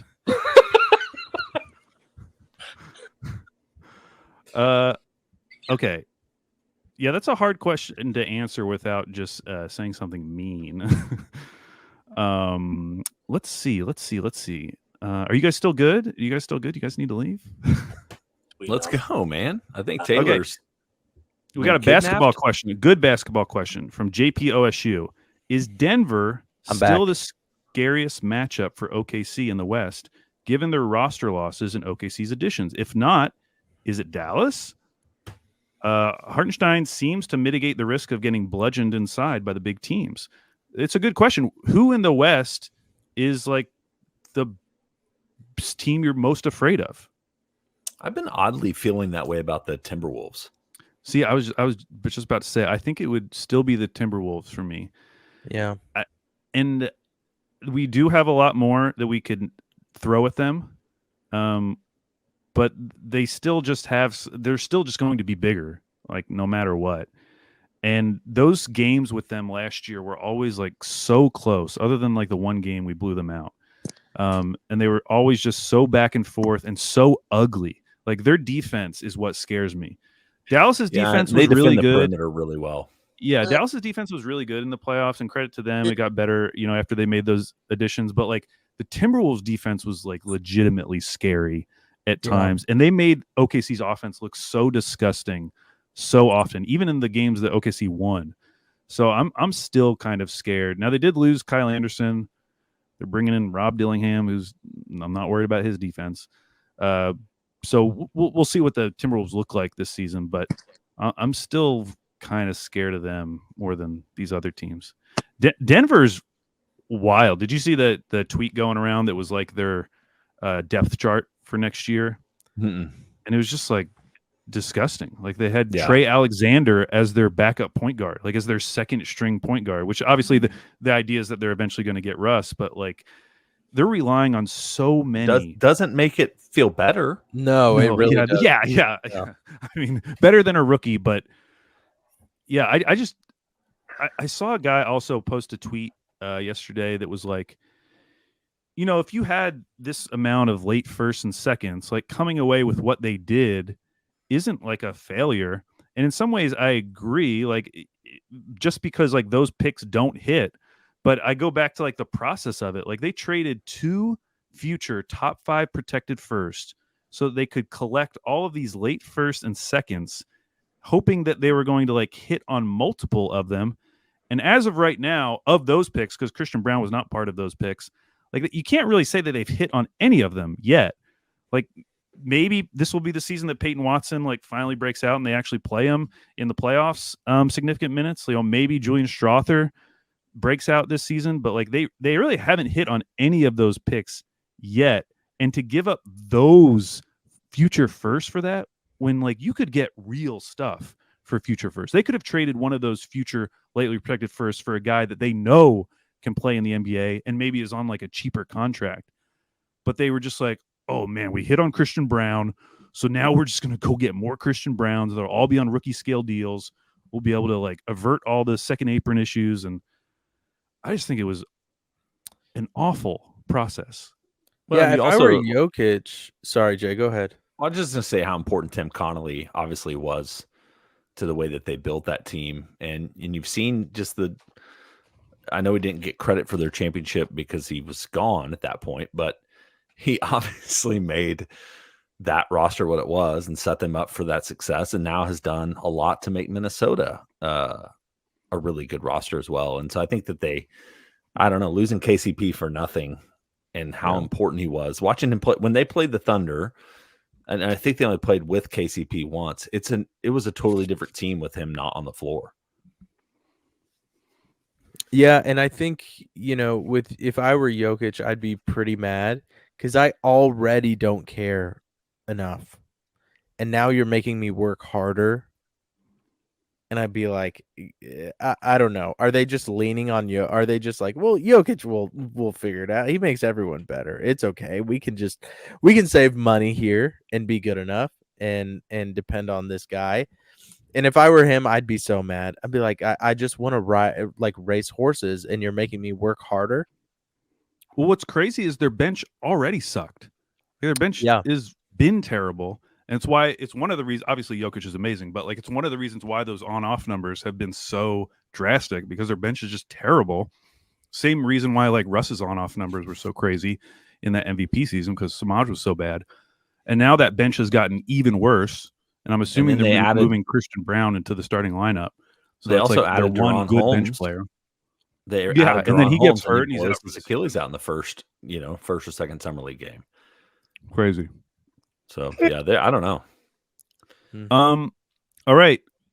From Will C. Galbraith, what is the one song that makes you go goblin mode? What's goblin mode? I'm glad you asked. Goblin mode is when you're just going wild. Goblin mode is it means the rejection of societal expectations in a hedonistic manner without concern for one's self-image. Okay, you're going. It's like there's a little bit of like guilty pleasure in it. Or wait, what's the opposite of guilty pleasure? I guess it is guilty pleasure, where you're like you just like don't care what people innocent think. pain. Innocent pain. Yeah. You just love a song. You don't care what anybody else thinks about you, and when it's on, like you're doing whatever you want. You don't care.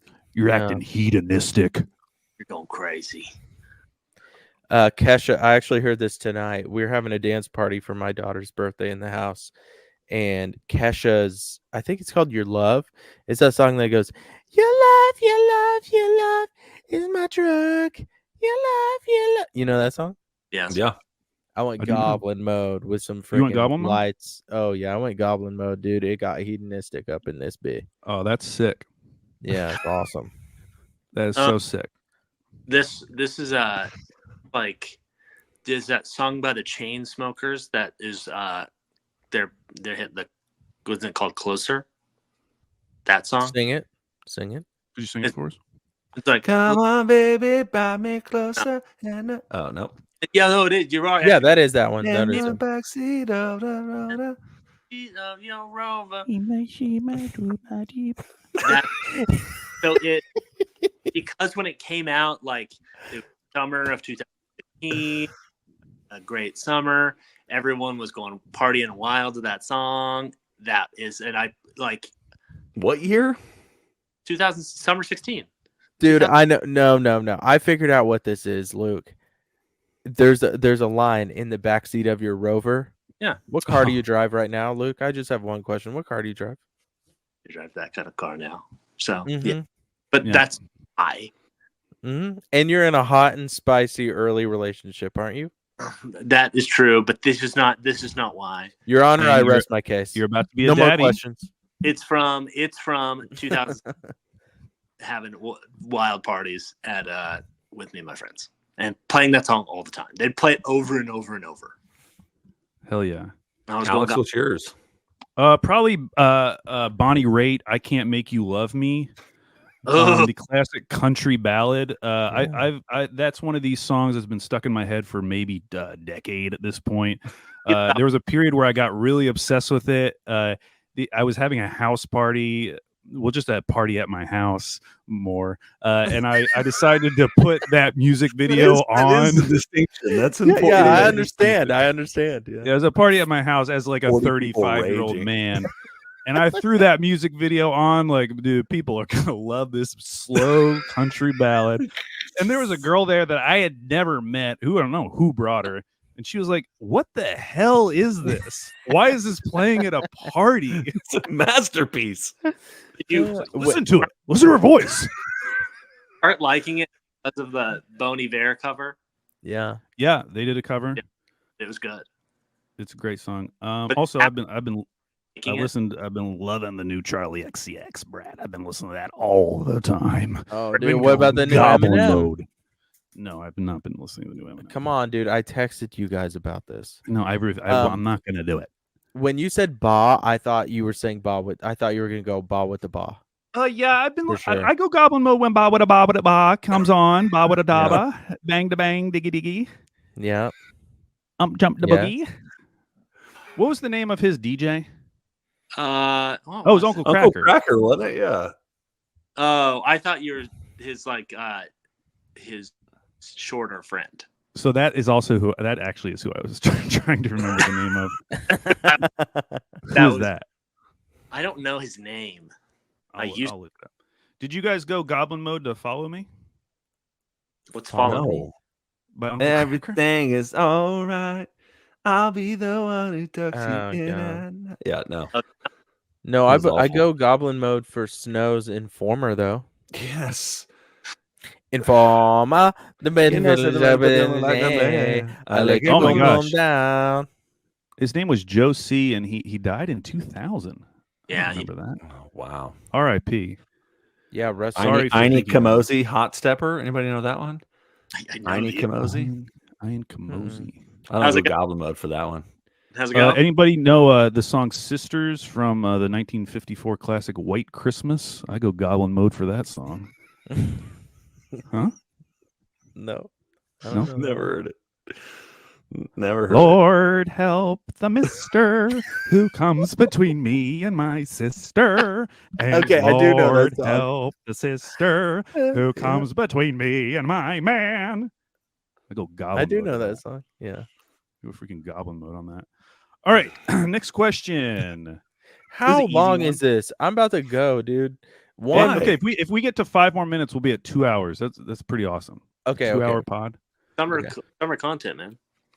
Okay, here we go. Ongoing. This is from Alaskan Strummer. Oh, this actually makes more sense now. Michael Michael Herndon. Old. Ongoing debate in my friend group right now. Would you rather live through a fast zombie apocalypse, meaning the zombies can run, Oh, or the invasion Just of the a- monsters from a quiet place? Say you have like a week to prepare. Now he Quiet lives Place. in Alaska. He tends to think the quiet place situation would be preferable. Quiet Place. here, Fast zombies. We're talking like World War Z or 28 Yeah, Days yeah. Later.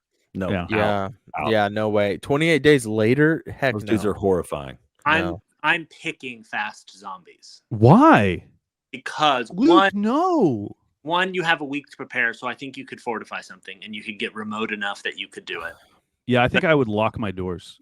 But then two, You have a week to lock your doors, dude. Don't forget. Dude, one I- whole week. I haven't seen Quiet I Place. I forget my back door. It's like, oh, damn it! As they're just. So They just turn the knob. the Quiet Place zombies are attracted to noise. They're attracted to toys? Oh, No I'm noise. screwed. Noise. Oh, noise. Oh, you're And screwed All you too, have to Luke. do is get And- by waterfalls, though, man. I snore when I sleep. Oh, they're going to hear that. I'm dead in the first 24 hours. Yeah. You So- have 7 days to stop snoring. Honestly, if you don't take your sleep apnea seriously, you might be dead anyways. That's true.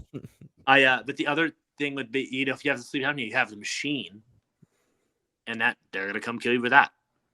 Yeah, Yeah. they have the like you would have a week to get like underground and somewhere where you can make noise and not like they shove a baby in a box to keep the baby from making noise in the first one.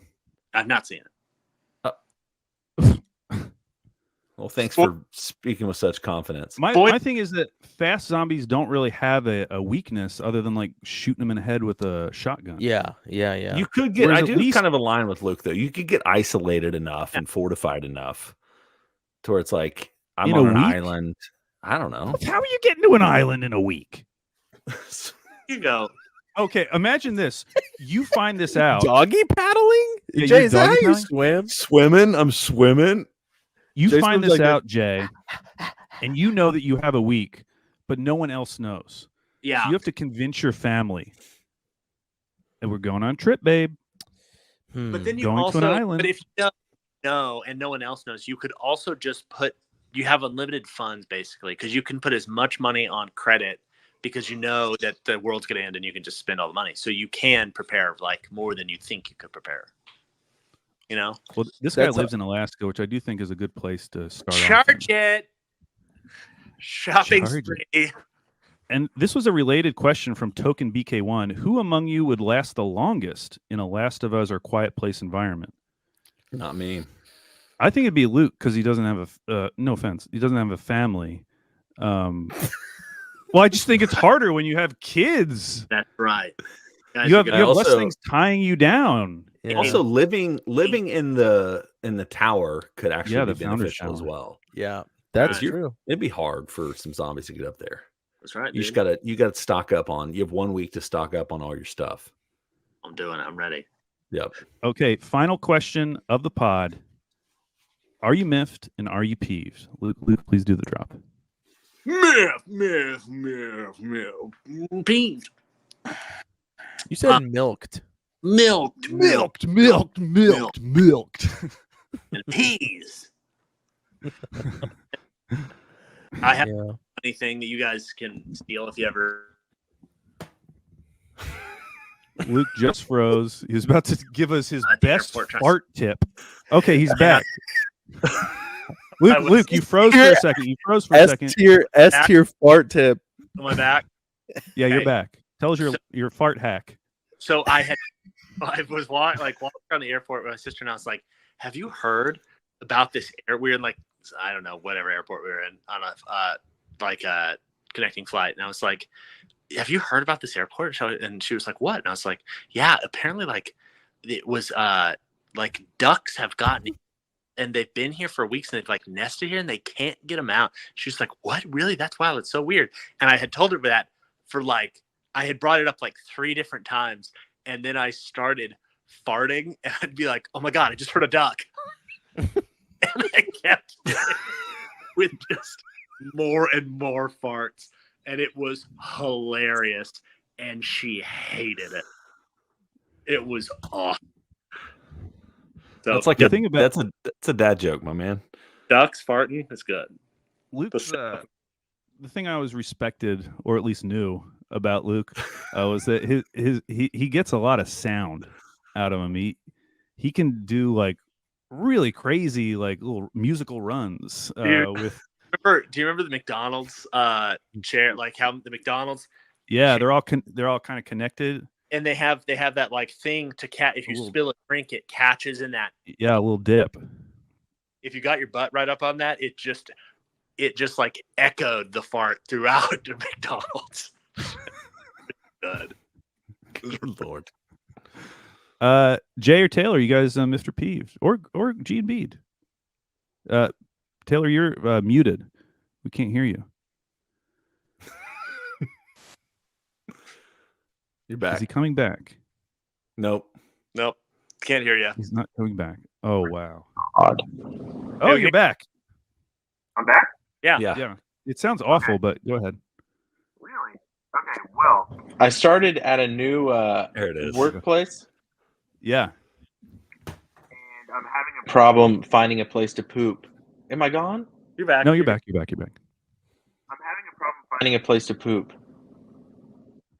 What? It start when you start. It sounds bad, but then it gets good. Just keep talking. Just keep talking nonstop. I'm having a Problem finding a place to poop. I don't like to poop when other people are in the bathroom. Yeah. And it's creating farts that are trying to push my poop out, I think. By the way, I now have confirmed coworkers that know I'm on this podcast, so they're probably listening to this. Oh, no. So maybe they'll help me. McCann, if you hear this, help me out, man. I need the bathroom, the pooping bathroom. I've heard it's by the engineers. I don't know if that's the right bathroom. I went in there today to try to poop. There were 2 people in there. It's not happening. I cannot poop if people are in the bathroom. So I don't know what to do. It's causing problems already. Well, the good thing is that there's no way they are still listening. They tuned out. I would say hour ago, at least. Okay. Only the true psychos made it to the end. True. Yeah. They're getting rewarded. Hey, Jay, I have a request for your Miffed and Peeved. Go ahead. Do you think a long enough time has passed that you can tell us about your hiking trip? Nope. Okay. Then It's gonna be in lore. Did I ever tell you guys about my my camping trip? I remember. I remember it. You got lost. Yeah. I'm Yeah, you pretty did sure. it. I remember hearing Yeah. that Okay. somewhere. I told that one on the pod. Yeah. But Jay, are you miffed or you piffed? Nah, I don't think so. My wife and I went to Kansas City last weekend for just a couple of days, and I hadn't been to Kansas City in Hello. vacation there, but it was a really neat city. Had a good time. Did you have some Stayed in BBQ? we had some BBQ, Bars Bees BBQ. Bars BBQ. Bars at, BBQ, yeah. went to what used to be Oklahoma Joe's, and so went there one morning, which was 11 o'clock or so, which was really good. Did the Boulevard Brewing tour, which was really cool brewery tour, and good food and good people, and highly recommend if you're around. It's a fun getaway for a few days. Crossroads District is where we stayed. It's kind of Crossroads Mall. yeah, it's right down there. It's South Oklahoma City is what I meant. So, but no, I'm good. Things are good. Well, Grateful thanks and for blessed, everyone sticking with us.